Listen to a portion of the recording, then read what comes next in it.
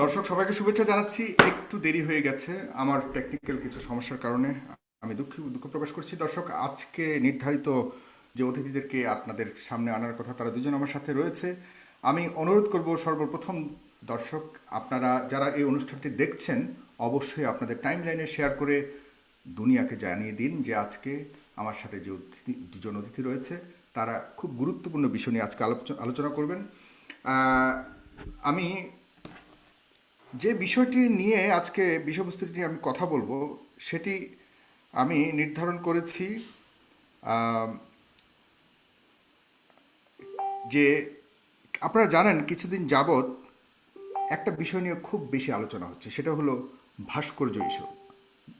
আমাদের স্বাধীনতার মহান স্থপতি বঙ্গবন্ধু শেখ মুজিবুর রহমানের ভাস্কর্য নিয়ে আমাদের আহ, আলেমদের একটা অংশ এবং সরকার দলের কিছু কথাবার্তা এদিক সেদিক ছড়াছড়ি হচ্ছিল।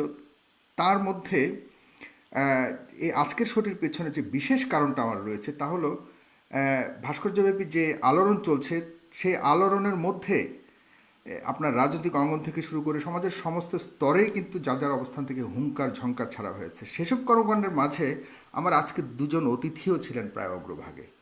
কি বলেছিল তারা তা বলার আগে আমি পরিচয় করিয়ে দিচ্ছি দুজন অতিথির সাথে। আপনার দুজন অতিথিকে সবাই চেনেন, তবুও বলছি জনাব আব্দুস সালাম যুক্তিবাদী রয়েছেন। তিনি বিশিষ্ট আলেম ও ইসলামিক চিন্তাবিদ। তার রয়েছে ঈশ্বরীয় শিক্ষাগত যোগ্যতা। আমি একটু বলছি এই কারণেই, অনেকে আলেমদের শিক্ষাগত যোগ্যতা নিয়েও অনেক সময় প্রশ্ন করেন। তিনি ঢাকা কলেজ থেকে অনার্স এবং ঢাকা ইউনিভার্সিটি থেকে মাস্টার্স করেছেন পলিটিক্যাল সায়েন্স থেকে। এটা একটু আপনাদেরকে জানানোর মতো একটা, মানে আমি ভাবলাম জানাই, তাহলে আপনারা তার সম্পর্কে একটু বুঝতে পারবেন। এরপরে রয়েছেন মিস ব্যারিস্টার তুরিন আফরোজ, স্বনামধন্য আইনজীবী, বাংলাদেশ সুপ্রিম কোর্ট। আপনারা সবাই তাকে চেনেন। আমি আহ, গত সপ্তাহে দুইটা ভিডিও আমার কাছে আসে। একটাতে ব্যারিস্টার তুরিন আফরোজ বলেছেন যে ভাস্কর্য ভাঙতে আসো, তোমাদের হাত পা গুড়িয়ে দেব।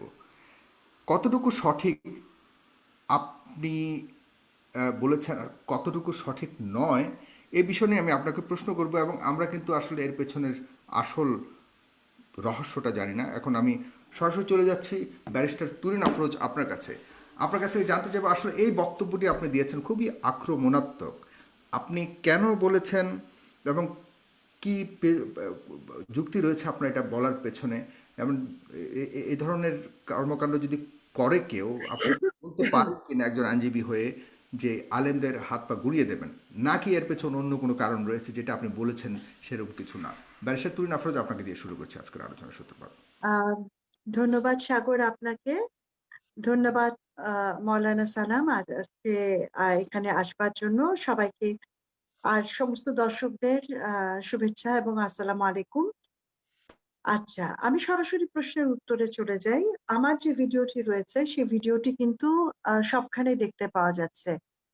আলেমদের হাত গুড়িয়ে দিব এই ধরনের কোনো কথা, মানে আলেমদেরকে হঠাৎ করে আলেমদেরকে দেখলেই আমি হাত গুড়িয়ে দেব, এই ধরনের কথা কিন্তু ভিডিওতে বলা হয়নি। যে কথাগুলো বলা হয়েছে সেটি একটু ভালো করে যদি দেখেন, সেখানে বলা আছে যে ইসলামী শাসনতন্ত্র নিয়ে যদি কেউ স্বপ্ন দেখেন সেই স্বপ্ন আপনারা দেখতে পারেন, কারণ আমাদের সংবিধান অনুযায়ী চিন্তার স্বাধীনতা রয়েছে।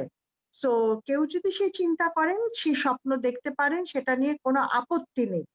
কিন্তু যদি কেউ মনে করেন এটিকে বাস্তবায়ন করবার জন্য বঙ্গবন্ধুর ভাস্কর্য ভাঙবেন, তাহলে কিন্তু আমরাও বসে থাকবো না, আমরাও সেখানটাতে আপনাদের হাত গুড়িয়ে দেব। এখন কথা হলো, এখানে ইসলামী শাসনতন্ত্র কি শুধুমাত্র আলেমরাই চাচ্ছেন? এরকম কোনো কথাও বলা হয় নাই। খুব ভালো করে দেখবেন, এখানে দর্শকও যারা আছেন ভিডিওটি আরেকবার দেখুন, আপনাদের সকলের কাছে আছে, আমার ভিডিওতে সুস্পষ্টভাবে এই কথাটি বলা আছে। এবং ভিডিওর যতটুকু অংশ অ্যাভেলেবেল আছে, পুরো বক্তব্যে কিন্তু আমি এটাও বলেছি, আমি আলেম সমাজের বিরুদ্ধে নই, আমি ইসলামের বিরুদ্ধে নই। কিন্তু ইসলামী শাসনতন্ত্র যদি কেউ চাইতে পারেন, চাইতে পারেন, কিন্তু তার জন্য ভাস্কর্য ভেঙে আপনি সেইভাবে করবেন কাজটা, সেটা হবে না। আপনাকে তো সাংবিধানিক উপায়ে যেতে হবে, সাংবিধানিক অনুযায়ী ক্ষমতায় এসে সেটাকে চেঞ্জ করতে হবে, এবং সেটা আদৌ সম্ভব কিনা সংবিধানের ৭-এর খতে সেটা যে এখন সম্ভব নয়, সেটিও কিন্তু আমার বক্তব্য রয়েছে। সুতরাং এখানটাতে একেবারে আমাকে বলা যে আমি আলেম সমাজের হাত পুড়িয়ে দেওয়ার জন্য বের হয়েছি, আমার একটাই মাকসাদ, একটাই লক্ষ্য যে আলেম আমি পৃথিবীতে রাখবো না। যেখানেই আমি আলেম দেখবো তাদেরকে আমি ধ্বংস করে দিব, শেষ করে দিব। এবং এই ধরনের যে প্রশ্ন, যে প্রশ্নগুলো সম্মুখীন হয়েছে, এবং এখানটাতে মৌলানা সালাম আছেন, তিনিও কিন্তু তার ভিডিওতে এই প্রশ্নের উত্তর দিয়েছেন। তো আমার জায়গা থেকে বলবার ব্যাপারটি হচ্ছে, সাগর, এইটি ছিল সেই দিনের মুখ্য বিষয় যেটিকে বলা হয়েছে। আমি যেটা বলেছি সে কথাটি হচ্ছে এটাই, এটা ভিডিওতে ঠিক একই রকম ভাবে আমি আছে। কিছুটা বুঝতে পেরেছি। জনাব আব্দুল সালাম, আপনি একজন বিশিষ্ট আলেম। আপনারা শান্তির ধর্ম ইসলামের বাণী প্রচার করেন, আপনারা ইসলাম প্রচারক। কিন্তু অবাক হয়ে যখন আপনারাও আপনাদের মুখে রাজনৈতিক ব্যক্তিদের মতো আপনারা যখন বলেন যে তিনি এমন বলেছেন তার পিঠের চামড়া তুলে ফেলবো বা তার পিঠের চামড়া তুলে ফেলা উচিত, এই সেই, সেটাও বা কতটুকু যুক্তিযুক্ত? আপনাদের কাছ থেকে হাজার মানুষ শুনে সেটাকে, অথবা আপনি এটার পক্ষে বিপক্ষে সপক্ষে আপনার অবস্থাটা একটু জানতে চাচ্ছি। সেই বক্তব্য নিয়ে আর তুরিন আফরোজের বিরুদ্ধে আপনিও কিন্তু বলেছেন, সেই ভিডিওটার মধ্যে অনেক, সেটা অনেক ভাইরালও হয়েছে। জনাব আব্দুল সালাম যুক্তিবাদী। আসসালামু আলাইকুম ওয়া রাহমাতুল্লাহি ওয়া বারাকাতুহু। ইন্নাল হামদালিল্লাহ ওয়াস সালাতু ওয়াস সালামু আলা রাসূলিল্লাহ ওয়া বাদ। দেশ এবং প্রবাসের প্রিয় বন্ধুরা, যে যেখান থেকে আমাদের আজকের প্রোগ্রামটি দেখছেন, সকলকে আন্তরিক শুভেচ্ছা এবং অভিনন্দন। শুভেচ্ছা জানাচ্ছি আজকের প্রিয় ভাই সাগরকে, সাথে আরো শুভেচ্ছা জানাচ্ছি বাংলাদেশের দিগ্গজ একজন আইনজীবী ব্যারিস্টার তরিন আফরোজ। তিনি তার বক্তব্য নিয়ে যে বক্তব্যটি এখন পেশ করলেন, তিনি তার যে বক্তব্যটি ভাইরাল হয়েছে, প্রিয় বন্ধুরা আপনারা সকলেই দেখেছেন। তিনি যে হাত ঘুরিয়ে দেওয়ার কথা বলেছেন, তার পূর্বে প্রথম থেকে তিনি তার বক্তব্য যখন স্টার্ট হয়, তিনি ভাস্কর্যের ইস্যুটা নিয়ে কথা বলতে গিয়ে আলেম সমাজের কাছে কয়েকটি প্রশ্ন ছুড়ে দিয়েছেন। বিশেষ করে আমি সেই বক্তব্যটা দেখেছি, তিনি ৪টি প্রশ্ন করেছেন। প্রথমত বলেছেন যে আমরা সূর্য পূজার কথা বলি, কিন্তু যদি আমরা সূর্যের আলো উপভোগ করি, তাহলে সেটা কি সূর্য পূজা হবে কিনা, সূর্য পূজা হবে কিনা, বা সেটা শিরক হবে কিনা। দ্বিতীয় প্রশ্ন করেছেন, আমরা যদি চন্দ্র দেখে পবিত্র সিয়াম পালন করি, তাহলে এটার দ্বারা চন্দ্র পূজা হবে কিনা, বা এই লোকটি মুশরিক হবে কিনা। পরের প্রশ্ন, আমরা যদি আগুন ব্যবহার করে রান্না করি, তাহলে সেটা অগ্নি পূজা হবে কিনা। এবং যদি আমরা বৃক্ষের নিচে যাই, ছায়া গ্রহণ করি, তাহলে বৃক্ষ পূজা হবে কিনা। এই কথাগুলো বলে তিনি বারবার একই কথা বলছিলেন যে শরীয়তের কাছে প্রশ্ন, শরীয়তের সম্পর্কে উত্তর দেয় কিনা। আমার মেইন মাকসাদ ছিল এটার উত্তর দেওয়া। আমি এই কথাটি সর্বপ্রথম পরিষ্কার করতে চাই, সূর্যের আলো উপভোগ করলে সূর্য পূজা হয় না। কিন্তু কেউ যদি সূর্যের আলোর কাছে গিয়ে সূর্যের কাছে হাত পেতে সূর্যের কাছে কোনো কিছু চায়, তাহলে সেটা সূর্য পূজা হবে। যদি কেউ চন্দ্র দেখে পবিত্র সিয়াম পালন করে, চন্দ্র পূজা হবে না। কিন্তু চাঁদ দেখে যদি চাঁদকে সম্মান শ্রদ্ধা করে চাঁদের কাছে কিছু প্রার্থনা করে বা কল্যাণ কামনা করে, তাহলে চন্দ্র পূজা হবে। যদি কেউ অগ্নি দিয়ে রান্না করে খায়, তাহলে এটা অগ্নি পূজা হবে না। কিন্তু যদি কেউ আগুনকে দেখে আগুনের কাছে হাত উঠে বা মাথা নত করে সম্মান প্রদর্শন করে, তাহলে সেটা অগ্নি পূজা হবে। কেউ যদি একটা গাছের নিচে যায়, গাছের ফল ভোগ করে, ছায়া গ্রহণ করে, তাহলে সেটা বৃক্ষ পূজা নয়। কিন্তু বড় বৃক্ষ দেখে কেউ যদি বৃক্ষর নিচে সেজদা করে, বৃক্ষকে সম্মান প্রদর্শন করে, তাহলে সেটা বৃক্ষ পূজা হবে। একই রকম ভাবে তিনি এটার দ্বারা বঙ্গবন্ধুর ভাস্কর্য নিয়ে এসে যে কথাটি অ্যাড করতে চেয়েছেন, আমি এখান থেকে এটা বলতে চাচ্ছি, বাংলাদেশের স্বাধীনতার মহান স্থপতি বঙ্গবন্ধু শেখ মুজিবুর রহমান, যার ভালোবাসা আমাদের কলিজায় রয়েছেন, আমাদের অন্তরে রয়েছেন, বাংলাদেশের 18 কোটি মানুষের অন্তরে রয়েছেন। আমরা যদি তাকে সম্মান করি, শ্রদ্ধা করি, তার জন্য হাত তুলে আল্লাহর কাছে দোয়া করি, তার কল্যাণ কামনা করি, তাহলে সেটা মুশরিকের পর্যায়ে যাবে না। কিন্তু আমরা যাকে ভালোবাসি, যদি তার মূর্তি বা ভাস্কর্য স্থাপন করে তাকে সম্মান প্রদর্শন করি, তাহলে এটা শিরিকের পর্যায়ে যাবে, সে মুশরিক হবে।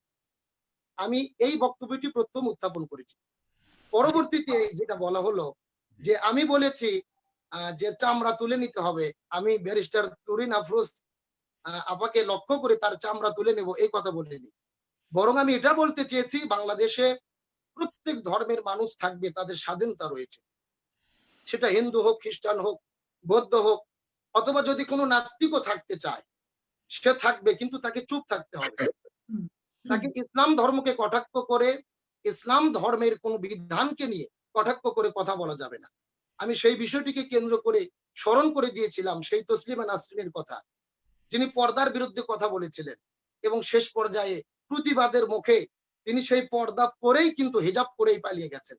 আমি এটা বলতে চেয়েছি, যারা ধর্মের বিরোধিতা করবে, ইসলামের বিরুদ্ধে কথা বলবে, ইসলামের বিরুদ্ধে কথা বলার পরে সে থাকার স্থান বা অধিকার আমার সমাজে পাবেন। আপনি থাকবেন, চুপ থাকেন। আপনি হিন্দু ধর্ম পালন করেন, খ্রিস্টান ধর্ম পালন করেন, আপনি যে কোনো ধর্ম পালন করেন, আমার একটু ইসলাম বলেছেন অবজারভেশন যার ধর্ম রয়েছে। সে পালন করবে, লা ইকরাহা ফিদ্দিন। দিন সম্পর্কে কোনো জনাব জবরদস্তি আব্দুল নেই। সালাম তবে আপনাকে যুক্তিবাদী, জনাব পরিষ্কার করতে আব্দুল হবে, সালাম জিজ্ঞেস করছি, যুক্তিবাদী, আপনি বলবেন। আপনাকে পরিষ্কার করতে জনাব হবে, আব্দুল সালাম যুক্তিবাদী, গোটা আপনি পৃথিবীর আমাদের কথা মানুষ। একটু শুনতে হবে। জি, আমার কথা একটু শুনতে হবে।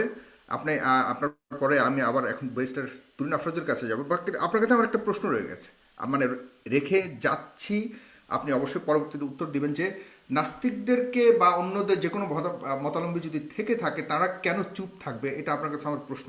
কারণ হলো আপনারা যারা আছেন আপনারা তো প্রচার করছেন, যারা চুপ আছে, যারা জানতে চায়, যারা কোনো কিছু জানে না, তারা আপনাদের কাছে জানতে চায়, আর আপনারা সেগুলির উত্তর দেওয়ার জন্য সবসময় প্রস্তুত থাকবেন।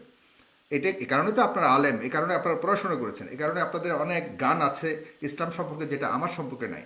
তাহলে মানুষ যারা প্রশ্ন করতে চায় তাদেরকে আপনারা উত্তর না দিয়ে চুপ থাকতে কেন বলবেন, সেই প্রশ্নটা আমি রেখে আপনার ব্যারিস্টার তুরিন আফরোজ আপনার কাছে যাচ্ছি যে আপনি একজন মুসলমান, আপনি একজন মুসলিম হিসেবে আপনি নিজেকে পরিচয় দিয়ে থাকেন। সরি, আমার প্রশ্ন হলো, যদি মুসলমান হয়ে থাকি আমরা, তাহলে মুসলিম ধর্মটাকে বা ইসলাম ধর্মটাকে আমাদের মানতে হবে। সেখানে ইসলাম ধর্মে যেটা আলেম ওলামারা বলে গেছে যে ভাস্কর্য নিষিদ্ধ, তারপরেও আপনারা ভাস্কর্য প্রশ্নে কেন মনে করেন যে না এইটা আমরা মানি না, আমরা এমনিতে মানে আমরা মুসলমান ঠিক আছে, কিন্তু ভাস্কর্য ব্যাপারে আমরা মানি না, আমরা ভাস্কর্য গড়বই। তাহলে এটা কেমন ধরনের যুক্তি হলো? এটা আছে না যে আপনি একদিকে ইসলাম মুসলিম প্রমাণ ইয়ে করবেন, এটা আমার প্রশ্ন, অনেকেরই প্রশ্ন। তাহলে এটা কেমন, এটা একটু কনফ্লিক্ট রয়ে গেল না ব্যারিস্টার তুরিন? ধন্যবাদ সাগর, ধন্যবাদ মৌলানা সালাম আপনার অবস্থানটি পরিষ্কার করবার জন্য। আমি প্রথমে একটু মৌলানা সালামের যে বক্তব্য সেখান থেকে একটুখানি শুরু করছি। শরীয়তের প্রশ্নে জানতে চাওয়া, শরীয়তের প্রশ্ন জানতে চাওয়া কি হারাম? আমি যদি 4টি প্রশ্ন তুলে থাকি, সেটি নিয়ে আলোচনা যদি করেও থাকি, সেটা কি হারাম? সেটি হারাম আপনি কিভাবে বলতে পারেন যে এই প্রশ্নগুলো তোলাই হচ্ছে আপনার ঠিক হয়নি? আর ওই বক্তব্যে আমি এটা বলেছি, শরীয়ত শেখাবেন না, শরীয়ত আমরাও জানি, সে কথাটিও বলেছি। সুতরাং আপনারা যদি বলেন, আপনারা না, আমি আপনার কথাই বলবো, যেহেতু আমি আপনার সাথে বসেছি, আমি বাকি সবার দায়িত্ব আপনার উপরে দেব না, কিন্তু মৌলানা সালাম আপনি একজন বিজ্ঞ আলেম, শরীয়তের প্রশ্ন তো আমি তুলতেই পারি, তাতে তো কোনো অপরাধ হচ্ছে না। আচ্ছা, শরীয়তের প্রশ্নের জবাব যে আমি জানি না তাও এমনটি নয়। আপনি পরবর্তীতে আপনার বক্তব্যে কিন্তু আপনি আপনি বলেছেন যে আমি নাস্তিক, এই কথাটি আপনি বলছেন। নাস্তিক নির্ধারণ করার দায়িত্ব কি আপনার উপরে? নাস্তিক তো নির্ধারণ করবে আল্লাহ তাআলা। তিনি ছাড়া তো আমার মনে কি আছে, আমার বিশ্বাস কি আছে, এটি আসলে দেখানো বকধার্মিক হলে তো হবে না। যে আমার একটা আমি একটা ভাব ধরলাম যে আমি আসলে খুব বিশ্বাস করি ধর্মে, এটা সেটা তো ধর্ম হবে না। সে নাস্তিক হতে পারে, ধর্মের লেবাস পরে থাকলেও কিন্তু সে নাস্তিক হতে পারে, যদি আল্লাহ তাআলা বুঝেন যে তিনি দেখবেন আমার হৃদয়ে কি আছে। আজকে যদি আপনি মৌলানা সালাম, আপনি যদি বলেন যে না আমি নাস্তিক, বা আপনি ডিসিশন নিবেন আপনি নাস্তিক, তাহলে তো আপনি মহান আল্লাহ তাআলার সাথে শিরক করছেন। নাউজুবিল্লাহ, এই কাজটা কি আপনি করতে পারেন? এই কাজটা তো আপনি করতে পারেন না, আপনাকে অপেক্ষা করে থাকতে হবে। সেটা প্রশ্ন আমি জানতে চাইবো আপনার কাছে। দ্বিতীয় যে বিষয়টি, যেটি সাগর আপনি তুলেছেন প্রশ্নটি, সেটি হচ্ছে ভাস্কর্য হারাম, এটা জানার পরও কেন ভাস্কর্য নিয়ে এত উতলা হচ্ছে? আমি অন্যদের কথা আবার বাদ দিচ্ছি, আমি আমরা বলবো না, কারণ আমি জানি না কারা চান কারা চান না, আমি আমার ব্যাখ্যাটাই দিব। আমাদের পবিত্র কোরআন শরীফে বলা হয়েছে কোরআন শরীফটা পড়তে হবে, ইকরা বিসমি রাব্বিকা আল খালাক, প্রথমেই বলা হয়েছে যে এটাকে পড়ো, তোমার রবের নামে পবিত্র কোরআন শরীফটা পড়ো। সুতরাং পবিত্র কোরআন শরীফ পড়ার আমার যতটুকু অধিকার রয়েছে, ঠিক পবিত্র কোরআন শরীফ একজন মুসলমান হিসেবে সেটি পড়বার অধিকার সবারই সেই একই রকম রয়েছেন, একজন আলেমেরও সেরকম রয়েছেন। কেউ যদি বলেন পবিত্র কোরআন শরীফ শুধুমাত্র আমার পৈতৃক সম্পত্তি, এইটার ব্যাখ্যা শুধু আমি জানি, তাহলে কিন্তু এটা আমরা ভুল করব। তাহলে আমরা কি করে ইসলামের প্রচার করছি, সেখানটাতে পবিত্র কোরআন শরীফ পড়ানোর জন্য আপনারা যে দাওয়াত দিচ্ছেন সেই দাওয়াতটা কি করে মানুষ গ্রহণ করবে? এখন আসি, তাহলে কোরআন শরীফে কি ভাস্কর্যকে হারাম বলা হয়েছে? তাহলে আমাকে যেতে হবে সূরা সাবার 13 নম্বর আয়াতে। সূরা সাবার 13 নম্বর আয়াতে মৌলানা সালাম আপনি নিশ্চয়ই আমার সাথে একমত হবেন, যেখানে হযরত সুলাইমান আলাইহিস সালামের রাজ্যে জিনদেরকে নির্দেশ দেওয়া হয়েছে প্রাসাদ, ভাস্কর্য, পানি সরবরাহ নিশ্চিত ব্যবস্থা, খাদ্য গুদাম ইত্যাদি রান্নার আধুনিকায়ন ব্যবস্থা বিভিন্ন কিছু তৈরি করবার। সেখানে কিন্তু ভাস্কর্য তৈরির কথা আল্লাহ তাআলা বলেছেন, এবং জিনরা আল্লাহ তাআলার নির্দেশে তার রাজ্যে কিন্তু সেই কাজটি করেছেন। সুতরাং পবিত্র কোরআন শরীফ যদি আমাদের সর্বশ্রেষ্ঠ শরীয়তি আইন হয়ে থাকে, সেখানটাতে সূরা সাবা 13 কে আপনি প্রতিবন্ধকতা হিসেবে মনে করেন, নাকি আপনি মনে করেন এই 13 ব্যাখ্যা আমি ভুল দিলাম? আপনি নিশ্চয়ই 13 ব্যাখ্যা আলেম হিসেবে নিশ্চয়ই দিবেন, আমরা সেখানটাতে সেই কথাটি বলছি। সূরা ইব্রাহিমের 35 নম্বর আয়াতে মৌলানা সালাম প্রতিমা পূজার কথা হারাম করা হয়েছে, সেটিও কিন্তু আমি জানি, সেটিও একমত আমি। কোনো কিছুকে পূজা করা সেটা হচ্ছে আমাদের জন্য হারাম। আপনি যে কথাটি বললেন, 4টি প্রশ্ন আমি তুলেছি শরীয়তের প্রশ্ন, ঠিক একই জায়গা থেকে, যে সূর্যকে কেউ যদি পুজো করে তার মানে তো এটা না যে আমি সূর্যের দিকে দেখবো না। আমার কথার উত্তর কিন্তু আমার প্রশ্নের ভেতরেই নিহিত ছিল, যেটি আপনিও দিয়েছেন, ব্যাখ্যা করেছেন। আপনি বুঝাতে চেয়েছেন আপনাদের সূর্যকে যেহেতু হিন্দুরা পূজা করে, তাহলে আমরা মুসলমানরা কি ওদিকে তাকানো হারাম কিনা, রাইট? না, এরকম আমি সেই প্রশ্নটি করেছি যে আমরা তাকালে তো সেটা হবে না, এবং চন্দ্র নিয়েও একই কথা, বৃক্ষ নিয়েও একই কথা, অন্যান্য একই সূত্র কিন্তু গাথা প্রশ্নগুলোর ভেতরে উত্তরটি রয়েছে। এবং সেখানে আমি বলেছি যে ভাস্কর্য বানালেই যে সেটা হারাম হয়ে যাচ্ছে সেটা মোটেও না। সেটা শরীয়ত কিন্তু বলছে, যেহেতু পবিত্র কোরআন শরীফে 13 নম্বর সাবার 13 নম্বর সূরা সাবার 13 নম্বর আয়াতে এটা বলা আছে, সেই জন্য আমি সেই কথাটি বলেছি। প্রতিমা পূজাকে মানা করা হয়েছে, হারাম করা হয়েছে সূরা ইব্রাহিম 35 নম্বর আয়াতে, এবং প্রতিমা পূজাকে আরো অনেক জায়গায় বলা হয়েছে। আমি কয়েকটি উদাহরণ দিচ্ছি। সূরা আনামের 74 নম্বর আয়াতেও কিন্তু একই কথা বলা হয়েছে। এমনকি যেই ভাস্কর্যকে সূরা সাবা 13 নম্বর আয়াতে বলা হয়েছে যে এটা করতে পারা যায়, সেই ভাস্কর্য কিন্তু আমাদের জন্য হারাম হয়ে যাবে, যেটা সূরা আম্বিয়ার 52 এবং 53 নম্বর আয়াতে বলা হয়েছে। সেই ভাস্কর্য যেটা নাকি আমাদের জন্য হালাল, সেটিও হচ্ছে আমাদের জন্য হারাম হয়ে যাবে যদি আমরা সেটাকে বানিয়ে পূজার পারপাসে সেটাকে পূজা করবো। আপনি অনেকগুলি আয়াতের উদ্ধৃতি দিলেন, কিন্তু আমার একটা ইন্টারেস্টিং, মানে খুব আমি কুরিয়াস এখানে, যে আপনি যে কয়েকটা আয়াত পড়াশোনা করেছেন স্পেসিফিক্যালি, ওই আয়াতগুলি আপনি পড়াশোনা করেছেন, এবং কিন্তু যারা একদম স্কুল লাইফ থেকে কোরআনের উপরে সার্বক্ষণিক পড়াশোনা করছে, তাদের তাদের বর্ণনাকে, তাদের এক্সাম্পলকে কেন আপনারা নিতে চাচ্ছেন না, বা আপনি নিচ্ছেন না? কারণ আমি যতদূর জানি বা দেখেছি এ পর্যন্ত, এই ভাস্কর্য ইস্যুতে বড় বড় ওলামায়ে কেরামগণ এবং বড় বড় হুজুররা, যারা মুফতি, যারা কোরআন নিয়ে সারা বছর ঘাটাঘাটি করে, তারা কিন্তু স্ট্রংলি, ভেরি স্ট্রংলি তাদের স্ট্যান্সকে জানান দিয়েছে যে কোরআনের ভিত্তিতে কোথাও এরকম। আমি আমার ব্যক্তিগত কথা বলছি না, আমি ভাস্কর্যের পক্ষে বিপক্ষে সে নিয়ে আমি কোনো ইয়ে করতে যাচ্ছি না, বাট আমি বলছি যেসব বক্তব্যগুলি আসছে, সেখানে যারা বক্তব্য দিচ্ছে তাদের আর কিন্তু আলেম, যারা কোরআন শরীফের উপরে যথেষ্ট জ্ঞান রয়েছে। আর আমি আপনি কিন্তু দেখা যাচ্ছে জাস্ট উদ্দেশ্যমূলক বা এই স্পেসিফিক পয়েন্টসগুলি জানার জন্য আমরা কিছুক্ষণের জন্য হয়তো কোরআনকে রিসার্চ করেছি, কিন্তু এই পয়েন্টসগুলি দিয়েই কি আপনি মনে করেন যে কোরআনের ওই তাদের যুক্তিটাকে আমরা মানে ইয়ে করতে পারি, নাকচ করতে পারি, তাদের যে আচ্ছা, গ্রহণযোগ্যতা সেটা ধন্যবাদ। করতে পারি? ধন্যবাদ এর মধ্যে আমি সাগর। একজন কলারকে নিচ্ছি আজকে, দু তিনজন কলার নিব, আই মিন যারা দর্শক সারি থেকে দুজনকে নিবে, যারা প্রশ্ন করতে আসছেন, আমি জানি না কাকে প্রশ্ন করবে। যারা প্রশ্ন করবেন তারা একটু দয়া করে আসুন, আপনারা অপেক্ষা করুন, আমি আপনাদেরকে একে একে ইয়ে করবো, 3 থেকে 4 জনকে নিব। অনেকে আমাকে রিকোয়েস্ট করেছেন, সবাইকে নেওয়া সম্ভব না, বাট আমি রিকোয়েস্ট করবো আপনারা আপনাদের টাইম লাইনে শেয়ার করবেন এবং অন্যদেরকে দেখার সুযোগ করে দিবেন। জনাব মেহেদী হাসান, আপনি কানেক্ট করেছেন, শুনতে পাচ্ছেন আপনি? জনাব মেহেদী হাসান, আপনি কি শুনতে পাচ্ছেন আমাকে?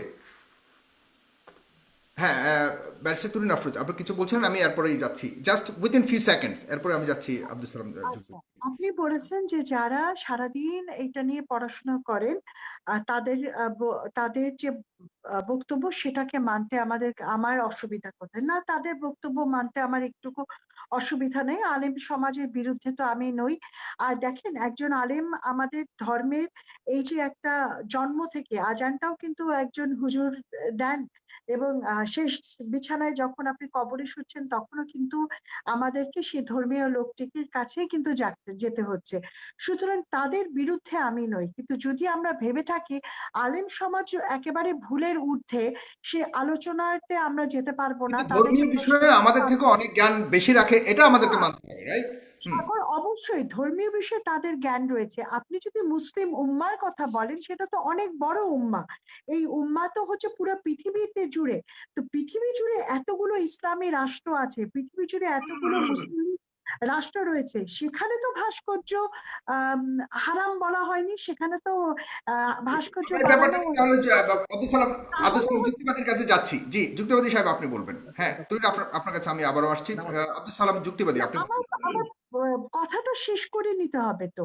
আমি বলছি যে সেই পুরো বিশ্ব উম্মা যেখানটাতে একদিকে দাঁড়িয়ে আছেন, সেখানটাতে আমাদের এখানে কিছু আলেমরা, তারা যদি এটাকে হারাম বলেন, আমি তাহলে কার কথা শুনবো? আমি যদি না, তাদের তারা কি বিশ্বের নিজ থেকে হারাম বলছে, এই প্রশ্নটা, হ্যাঁ, নিজ থেকে হারাম বলছে নাকি হাদিস এবং কোরআনের আলোকে হারাম বলছে, এটা জানার জন্য আমরা আব্দুল সালাম যুক্তিবাদী আপনার কাছে আসছি, আপনি বলবেন দয়া করে। নিশ্চয়ই হ্যাঁ, নিশ্চয়ই নিশ্চয়ই। আপনার কাছে আবারও আসছি, আব্দুল সালাম যুক্তিবাদী বলবেন। জি, ধন্যবাদ আমাদের আপা তুরিন আফরোজকে। তিনি কয়েকটি প্রশ্ন আমাকে করেছেন। তিনি প্রথমে বলেছেন যে শরীয়তের প্রশ্ন তোলা কি অপরাধ কিনা।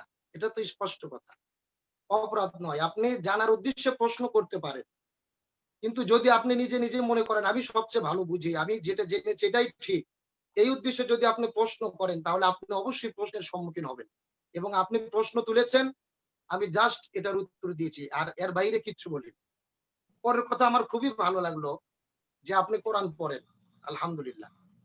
তবে আমি এতটুকু বলবো, কোরআন জি, প্রত্যেকটি শুনতে মুসলমানের পাচ্ছি। তো পড়া দায়িত্ব। আল্লাহ সুবহানাহু ওয়া তাআলা সর্বপ্রথম কিন্তু আমাদের কোরআনের জ্ঞান অর্জন করাকে ফরজ করে দিয়েছেন। ইকরা বিসমি রাব্বিকাল্লাযী খলাক, আয়াতটি যে তেলাওয়াত করেছেন, আইনজীবী ওনাকে আমি বলবো যে পড়া ঠিক আছে, আমাদের এই পড়ার তেলাওয়াতের মাধ্যমে বোঝা যায় আমাদের কতটুকু কোরআনের জ্ঞান এবং আমরা কতটুকু গবেষণা করেছি। তারপরেও আমি তাকে শুভেচ্ছা জানাবো, তিনি কোরআন পড়েছেন। কিন্তু আমার কথা হলো, আপনি কোরআন পড়েন ঠিক আছে, আপনার কোরআনের জ্ঞান আছে ঠিক আছে, কিন্তু আপনি একটা প্রশ্ন তুললেন যে আলেমরা কি ভুলের ঊর্ধ্বে? অবশ্যই ভুলের ঊর্ধ্বে নয়। ভুল তো অবশ্যই থাকবে, ভুলের ঊর্ধ্বে আমরা নই। কিন্তু আলেম যদি ভুল করে, সে আলেমের ভুল আলেম ধরবে। কিন্তু কোন জালেম যদি আলেমের ভুল ধরে, এটা সহ্য করার মতো নয়।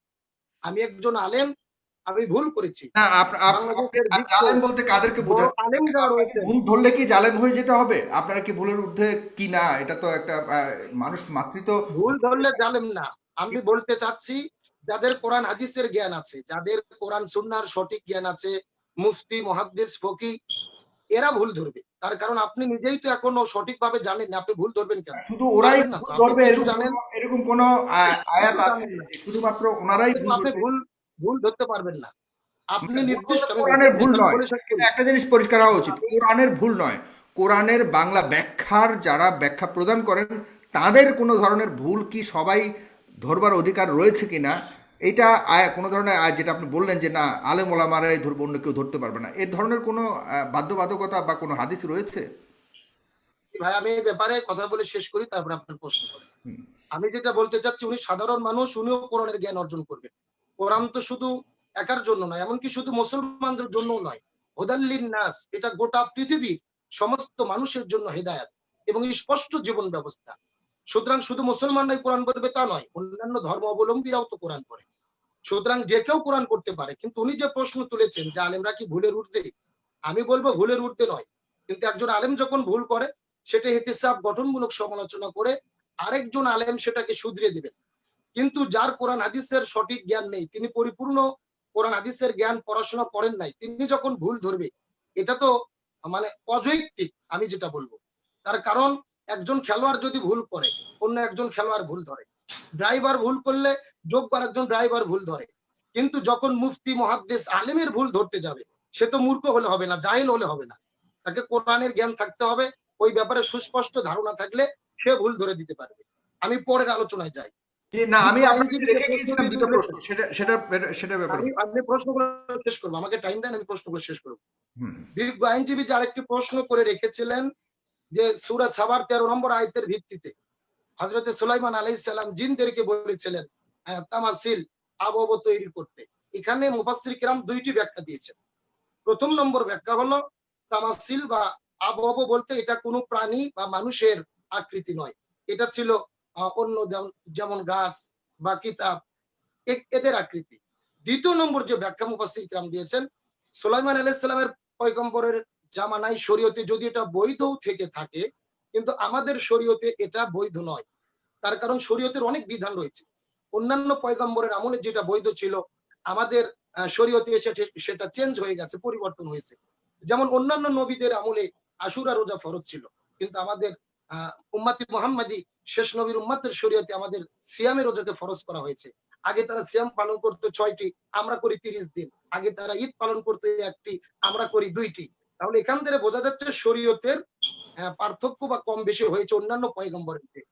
এর মানে এই নয় যে সূরা সাবার ওই আয়াতের উপর ভিত্তি করে আমরা মূর্তি বা ভাস্কর্যকে বৈধ বলতে পারি। সুতরাং এটার দ্বারা বোঝা যায় ওইটাকে কেন্দ্র করে আমাদের শরীয়তে এটা বৈধ বলার কোনো সুযোগ নেই।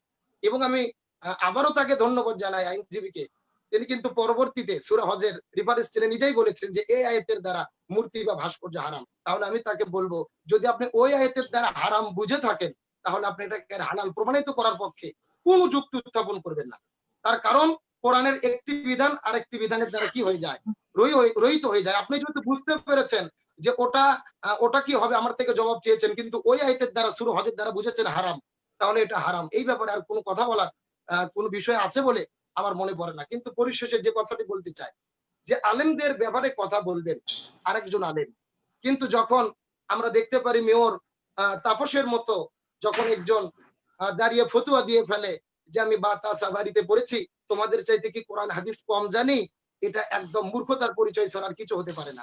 একজন মন্ত্রী বলে ফেললেন যে প্রাইম মিনিস্টার, আমরা তার সাহাবারা আছি, ভাস্কর্য মূর্তি রক্ষা করার জন্য আমরাই যথেষ্ট। তিনি কি সাহাবার সংজ্ঞা জানেন?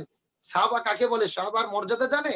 রসুল বলেছেন সাহাবাত কান নুজুম, সাহাবীদের মর্যাদা তো আকাশের নক্ষত্র তারকা পর্যন্ত। আর আপনি যেখানে সেখানে সব ফতুয়া দিতে গিয়ে আজকে যারা দেখেন বাংলাদেশের আলেমদের মধ্যে এবং সরকারের মধ্যে যে উত্তেজনাপূর্ণ একটি পরিবেশ তৈরি হয়েছে, আমি মনে করি এর পেছনে কিছু একেবারে অতি উৎসাহী চাটুকার কিছু বক্তার কারণে। সর্বপ্রথম লক্ষ্য করে দেখেন, আমরা দেখলাম আপনি ছোট করতে হবে, আমি আপনার কাছে আবারও আসবো, আপনি ছোট করতে হবে। নওফেল সাহেব বললেন আলেমদের ঘাড় মটকে দেবো। আমি একটু বলি, এই ব্যাপারটা বলে শেষ করি। নওফেল সাহেব বললেন আলেমদের ঘাড় মটকে দেব। তারপরে জয় সাহেব বললেন যে বুড়ি গঙ্গায় ভেসে দেব। নিক্সন সাহেব ঘোষণা করলেন আলেমদের লেজ কেটে দেব। এমনকি দুঃখজনক হলেও সত্য, একজন প্রশাসনিক কর্মকর্তা কুষ্টিয়ার এসপি সাহেব তিনি বললেন জালেমদের হাত ভেঙে আমরা জেলে ঢুকে দেব। আপনি হলেন রাষ্ট্রের কর্মচারী, আমার বাবার ধান বিক্রি করা চাল বিক্রি করা টাকায় আপনার বেতন দেওয়া হয়, আর আপনি সেখানে দাঁড়িয়ে যখন বলেন যে আমরা হাত ভেঙে জেলে ঢুকে দেবো, আপনাকে হাত ভাঙার কোনো অধিকার দিয়েছে? আমি ব্যারিস্টার তুরিন আফরোজের কাছে প্রশ্ন করতে চাই সম্মানের সাথে, এই যে কথাগুলো বলা হচ্ছে, আপনি বিজ্ঞ আইনজীবী, আপনার কাছে আমার প্রশ্ন, যদি একজন লোক অন্যায় করেও থাকে, আমি মনে করলাম দোষী, কিন্তু তার হাত ভাঙার অধিকার, হাত গুড়িয়ে দেওয়ার অধিকার আপনাদেরকে বা এই সমস্ত বক্তাদেরকে আমাদের সংবিধান কি দিয়েছে? আমাদের সংবিধান কি খুব বলে? সুন্দর প্রশ্ন করেছেন। প্রশাসন থাকুন, আমি আপনার কাছে আবারও আসছি। মেহেদী হাসান, আপনাকে দেখতে পাচ্ছি, আপনি অনেকক্ষণ ধরে অপেক্ষা করছেন, শুনতে পাচ্ছেন আমাকে? জি, আমি আপনাকে শুনতে পাচ্ছি। আমাকে শুনতে পাচ্ছেন? জি, খুব শর্ট করে আপনার প্রশ্নটি বলে যান, কাকে করবেন, আপনি কোথা থেকে বলছেন, আপনার নাম আর কাকে করতে যাচ্ছেন বলুন দয়া করে। জি, আমি ইতালির মিলানো থেকে মেহেদী হাসান বলছি। আমার প্রশ্নটা হচ্ছে ব্যারিস্টার তুরিন আফরোজের কাছে। কারণ তিনি সরকারের একজন প্রতিনিধি। আমার প্রশ্ন হচ্ছে বাংলাদেশ এবং সরকারের পৃথিবীতে। প্রতিনিধি কিভাবে হলেন উনি আমি জানি না, আচ্ছা যাই হোক, হ্যাঁ। আচ্ছা, যা হোক, তাহলে মানে তাহলে আমি সরকারের পক্ষে হয়তো কথা বা বলেন সবসময়, হ্যাঁ। আচ্ছা, সরকারের পক্ষে কথা আলেমদের বলেন। বিপক্ষে কথা বলেন, হ্যাঁ। জি, তাহলে আমার এই ভুল তথ্যের জন্য সরি। আমি যেটা বলতে চাচ্ছিলাম সেটা হচ্ছে বর্তমান বিশ্ব এবং বাংলাদেশ যেখানে করোনায় বিভক্ত সব মানুষগুলা এবং খুব খারাপ অবস্থা, সেখানে বাংলাদেশে জনগণের টাকায় এই যে মূর্তি, সারা দেশে মূর্তি বানানোর যেই পায়তারা চলতেছে, সেই টাকা দিয়ে যদি আমরা দেশের স্বাস্থ্য ক্ষেত্রে কাজে লাগাই তাহলে আমাদের আরো বেশি উপকার হয়। আরেকটা কথা হচ্ছে, যারা মূর্তি নিয়ে বর্তমানে খুব উৎসাহ প্রকাশ করছে, তারা নিজেদের টাকা দিয়ে মূর্তি বানাচ্ছে না, আমাদের টাকা, জনগণের টাকা দিয়ে মূর্তি বানানোর জন্য এত আগ্রহ কেন? আর একটা কোশ্চেন হচ্ছে, এই যেই টাকাগুলো সবগুলো কিন্তু আমাদের টাকা, আমরা যারা বাইরে আছি, দেশে আছি, সব মানুষের টাকা। এবং বাংলাদেশে বেশিরভাগ মানুষই হচ্ছে ইসলাম ইসলাম ধর্ম অবলম্বী, এবং বাকি যারা আছে তাদেরকেও আমি সম্মান করি। বাট গণতন্ত্রের যেই উদ্দেশ্য সেটা হচ্ছে বেশিরভাগ জনগণ যেই দিকে কথা বলবে সেদিকেই সরকার এবং রাষ্ট্র কথা বলে, এটাই স্বাভাবিক। তাহলে আমার প্রশ্ন হচ্ছে, মানে কথা হচ্ছে এটাই যে এই জনগণের যে আকাঙ্ক্ষা, এবং আমরা সোশ্যাল মিডিয়া এবং বিভিন্ন জায়গায় দেখতে পাচ্ছি মূর্তির বিরুদ্ধেই বেশিরভাগ মানুষ, এটা মনে হয় বলার অপেক্ষা রাখে না, তারপরও কেন সরকার এই মূর্তির জন্য, মূর্তি বানানোর জন্য এত পায়তারা আপনি চালাচ্ছে? আপনার জি। প্রশ্ন আমরা বুঝতে পেরেছি, আপনি ভালো থাকুন, আপনি দেখতে থাকুন, লিভ নিয়ে নেন এখান থেকে, আর জি, অবশ্যই শেয়ার ধন্যবাদ। করবেন। আরেকজন দর্শক যুক্ত হয়েছেন, আমি অনেকক্ষণ ধরে ওরা ওয়েট করছিল, আমি দুজনের প্রশ্নটা নিয়ে নিচ্ছি, এরপর ব্যারিস্টার তুলে আপনার কাছে আমি আসছি। আপনি সরে যান, আমি আপনাকে রিমুভ করছি, জনাব। ওকে, ওকে, ধন্যবাদ। আমি হতে জি, আমি ইশতিয়াক নামক একজনকে দেখতে পাচ্ছি, জনাব ইশতিয়াক, আপনি বলবেন কাকে প্রশ্ন করবেন এবং আপনার নাম, আপনি কোথা থেকে বলছেন বলে প্রশ্ন করুন দয়া করে। জি, আসসালামু আলাইকুম। ধন্যবাদ সাগর ভাই। আমি ইসহাক এবং আমি কেরানীগঞ্জ থেকে বলছি। তো আমার প্রশ্ন হচ্ছে আমার কাছে, যেহেতু তিনি ভাস্কর্যের পক্ষে কথা বললেন, এজন্য আমি ওনাকে কিছু প্রশ্ন করতে চাই। তো আমি জাস্ট একটু একটা হাদিস দেখাতে চাই ওনাকে, উনি যেহেতু কোরআনের আয়াত দেখিয়েছেন, আমি জাস্ট ওনাকে একটা হাদিস দেখাতে চাই, যেটা রাসূল সাল্লাল্লাহু আলাইহি ওয়াসাল্লামের হাদিস। আমি জানি না দেখতে পাচ্ছেন কিনা আপনারা, যদি দেখেন না, যে দেখতে হযরত পাচ্ছি, আপনি আপনি আলী বলুন, ইবনে, এটা সমস্যা হচ্ছে, নেই। আপনি হাদিসের আয়াত, হ্যাঁ এখন দেখতে পাচ্ছি, কিন্তু আমাদের আসলে পড়া সম্ভব না, জি জি ওইরকম সময় নেই। আপনি দয়া করে আমি আমি আমি বলে দিচ্ছি, উল্লেখ করে বলুন কি আমি বলে বোঝাতে দিচ্ছি। চেয়েছে, শর্ট করে বলুন। হ্যাঁ হ্যাঁ, আমি শর্ট করে বলছি যে, মানে এটা হচ্ছে মুসনাদে আহমদের 657 নম্বর, যে এখানে রাসূল সাল্লাল্লাহু আলাইহি ওয়াসাল্লাম নিজে বলেছেন যে তোমাদের মধ্যে কে আছে যে মদিনায় যাবে এবং যেখানেই কোনো প্রাণীর মূর্তি পাবে তা ভেঙে ফেলবে, যেখানেই কোনো সমাধিসৌধ পাবে তা ভূমিসাৎ করে দেবে, যেখানে কোনো চিত্র পাবে তা মুছে দেবে। এটা হচ্ছে রাসূল সাল্লাল্লাহু আলাইহি ওয়াসাল্লামের হাদিস, ঠিক আছে? এবং এবং আলী রাদিয়াল্লাহু আনহু বলছেন যে হ্যাঁ, এটা আমি করার জন্য রাজি আছি। তো রাসূল সাল্লাল্লাহু আলাইহি ওয়াসাল্লাম এখন আবার আবার এরপরে সহিহ বুখারীর হাদিস আছে 5950 নম্বর হাদিস, এখানে বলা হয়েছে যে প্রতিকৃতি তৈরিকারী ভাস্কর বা চিত্রকর শ্রেণী হলো ওই লোকদের অন্তর্ভুক্ত কিয়ামত দিবসে সবচেয়ে কঠিন শাস্তি প্রদান করা হবে। তাহলে এখন কথা হচ্ছে, যদি ইসলামে ভাস্কর্য জায়েজ হয়ে থাকে, সেটাকে যদি পূজা নাও করা হয়, সেটা যদি জায়েজ হয়ে থাকে, তাহলে রাসূল সাল্লাল্লাহু আলাইহি ওয়াসাল্লাম কেন এই কথাটা বললেন? তো রাসূল সাল্লাল্লাহু আলাইহি ওয়াসাল্লাম কি আমাদের কোরআন বোঝেন নাই? মানে আমরা কি রাসূল সাল্লাল্লাহু আলাইহি ওয়াসাল্লামের চেয়ে বেশি এক্সপার্ট হয়ে গেছি? বা তুরিন আফরোজ আপা কি কোরআন কি রাসূল সাল্লাল্লাহু আলাইহি ওয়াসাল্লামের চেয়ে বেশি বোঝেন? এটা হচ্ছে আমার প্রশ্ন। জি, ধন্যবাদ। আপনি দেখতে থাকুন, ধন্যবাদ আপনাকে। আমি আপনাকে এখান থেকে রিমুভ করছি। দর্শক, আপনারা অবশ্যই শেয়ার করবেন, আর আমাদের যে ইউটিউব চ্যানেলটি আছে সেটাকে অবশ্যই সাবস্ক্রাইব করবেন, তাহলে আপনারা পরবর্তীতে এই অনুষ্ঠানটি আবার শুরু থেকে দেখতে পারেন। ব্যারিস্টার তুমিন আফরোজ, আপনার কাছে সবাই প্রশ্ন করে, আপনাকে কেন জি, জি। সবাই আলেমদের বিরুদ্ধে মনে করে? আমি যতদূর জানি আপনি একটা হাফেজা মাদ্রাসা পর্যন্ত করেছেন এবং সেখানে আপনি সবসময় যান, আপনার অনেক ছবি দেখতে পাই। আপনাকে কেন বিরুদ্ধে মনে করে? আপনাদের প্রগতিশীলতার আড়ালে কেন আলেমদের বিরুদ্ধাচরণ করা হয়? তার মানে কি প্রগতিশীলরা মুসলমান নয়?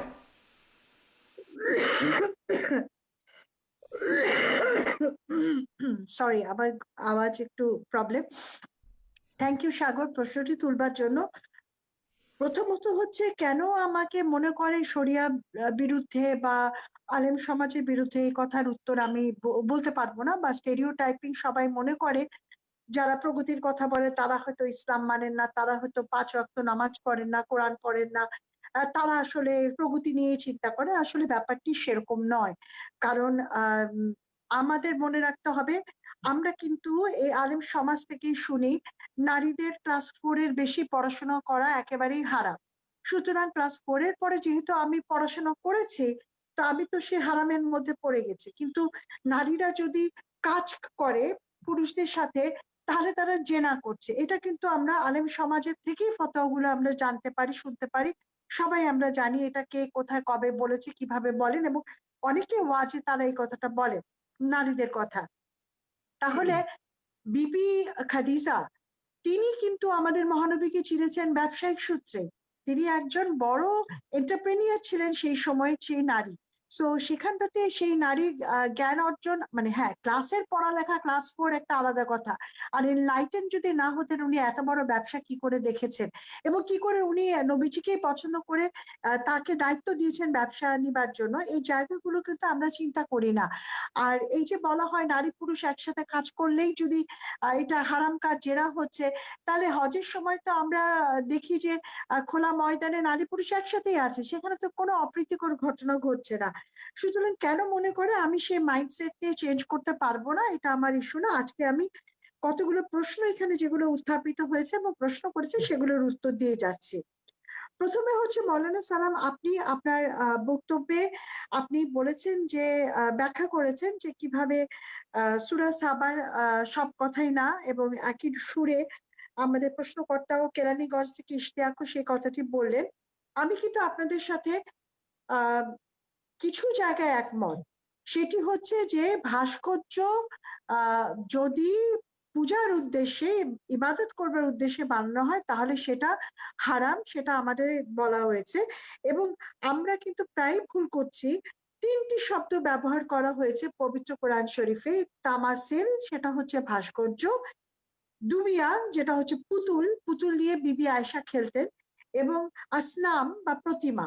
এই ভাষাগুলো আরবিক শব্দ থেকে সরাসরি যদি আমরা গ্রহণ করি তাহলে আমরা সেগুলোর অর্থগুলো কিন্তু দেখতে পাবো, জানতে পারবো যে এগুলোর ভিতর ভিন্নতা রয়েছে। সুতরাং যদি আজকে আপনার বক্তব্য, মৌলানা সালাম আপনার বক্তব্য আমি গ্রহণ করি, আমি মেনে নিচ্ছি যে আপনি বলেছেন যে একজন আহ আলেম যদি ভুল করেন সেটি শুধু আলেমই তার ভুল ধরবে, কিন্তু আলেমদের উপরে পবিত্র কোরআন শরীফ নির্ভর করবে, হাদিস নির্ভর করবে, এই কথাটা কোথায় আছে এটা যদি শুধু আমাকে একটা বার দেখান, আমি আজকে আপনাকে স্যালুট জানিয়ে এখান থেকে বিদায় নিব। যে এইটি কোথায় আল্লাহ তাআলা বলেছেন? আল্লাহ তাআলা তো সবাইকে পড়তে বলেছেন। আমি 12 বছর বয়সের মধ্যে 7 বার পবিত্র কোরআন শরীফ খতম করেছি। সুতরাং আপনি কি আমার জ্ঞানের কোনো দাম দিবেন না? আপনি পলিটিক্যাল সায়েন্সে অনার্স মাস্টার্স করেছেন, আমি কি বলবো যে না আপনি তো আলেম, আপনি এখন পলিটিক্যাল সায়েন্স নিয়ে কথা বলবেন না? এটা কোথায় লেখা আছে যে আলেম সমাজই শুধুমাত্র কোরআন শরীফ নিয়ে কথা বলবে? আর যদি তাই হয়ে থাকে তাহলে পৃথিবীর অন্য দেশে কি করে সেখানটাতে ভাস্কর্য রয়েছে?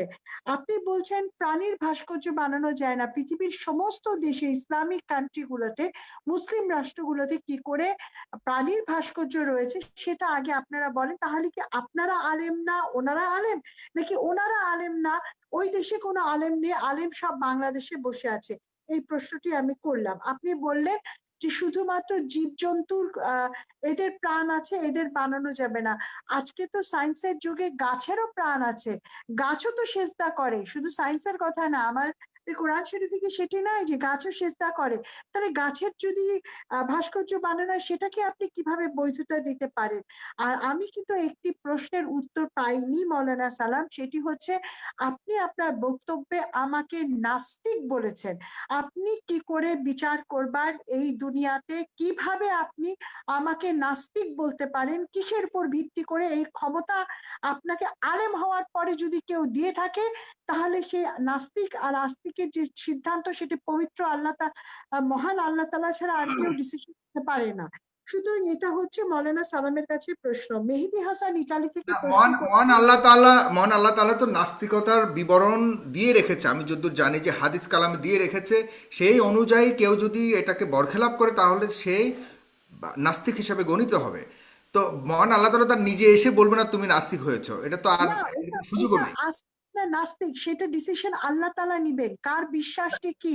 আমাদের ফিকরা 73 আছে, তার ভিতরে একটি শুধু বেহেশতে যাবে, বাকি তো 72 এখন তো যাবে কোরআন না। শরীফের যে তাহলে বিধিবিধান রয়েছে সেটাকে বরখেলাপ, সেটাকে যদি কেউ ব্রিচ করে, সেটাই তখনই তো সে কোরআনের বিরুদ্ধে চলে যাবে, এবং তখনই সে না, নাস্তিকতা নাস্তিক মানে নাস্তিকতা একটা জিনিস, নাস্তিকতা আলাদা জিনিস। আমি বলছি যে কোরআনের বিরুদ্ধে। Sorry sorry, I must tell one thing. নাস্তিকতা মানে বিধিবিধানকে ভঙ্গ করা নয়। না না না, আমি, বিধিবিধান হ্যাঁ ঠিক আছে, you are right, very much right. নাস্তিকতার আল্লাহর অস্তিত্বকে বিশ্বাস করে না। ভাই, মোদ্দা আমি কথাই ওটাই, আল্লাহর আমি অস্তিত্বকে মোদ্দা বিশ্বাস করি। কথাই ওটা, আমি মোটা দাগে বলতে চাচ্ছি যে আসলে নাস্তিকতা বা ইসলামের বিরুদ্ধে কথা বলা মানে তখনই এটা আসে আমাদের মনে প্রশ্ন যে সে ইসলাম বা ইসলাম ধর্মকে সে মানে না, বা ইসলাম ধর্মের কোনো কিছুকে সে ফলো করে না, তখনই আমরা অনেকটাই এক কথাই বলি নাস্তিক। নাস্তিকতার ডেফিনেশন অনেকভাবেই আছে, বা অনেকভাবে বলতে কি মানে না, নাস্তিকতার আমাদের আমাদের ডেফিনেশন পাশাপাশি আমরা ইসলামের বিরুদ্ধে কথা বললে এটাকে স্পষ্টভাবে একটা একটা সংস্কৃতি হয়ে গেছে যে আমরা তাকে নাস্তিক বলি, কিন্তু সেখানে না, অনেক ক্যাটাগরিক্যাল ব্যাপার স্যাপার রয়েছে, আমি সেটা বাদই দিলাম।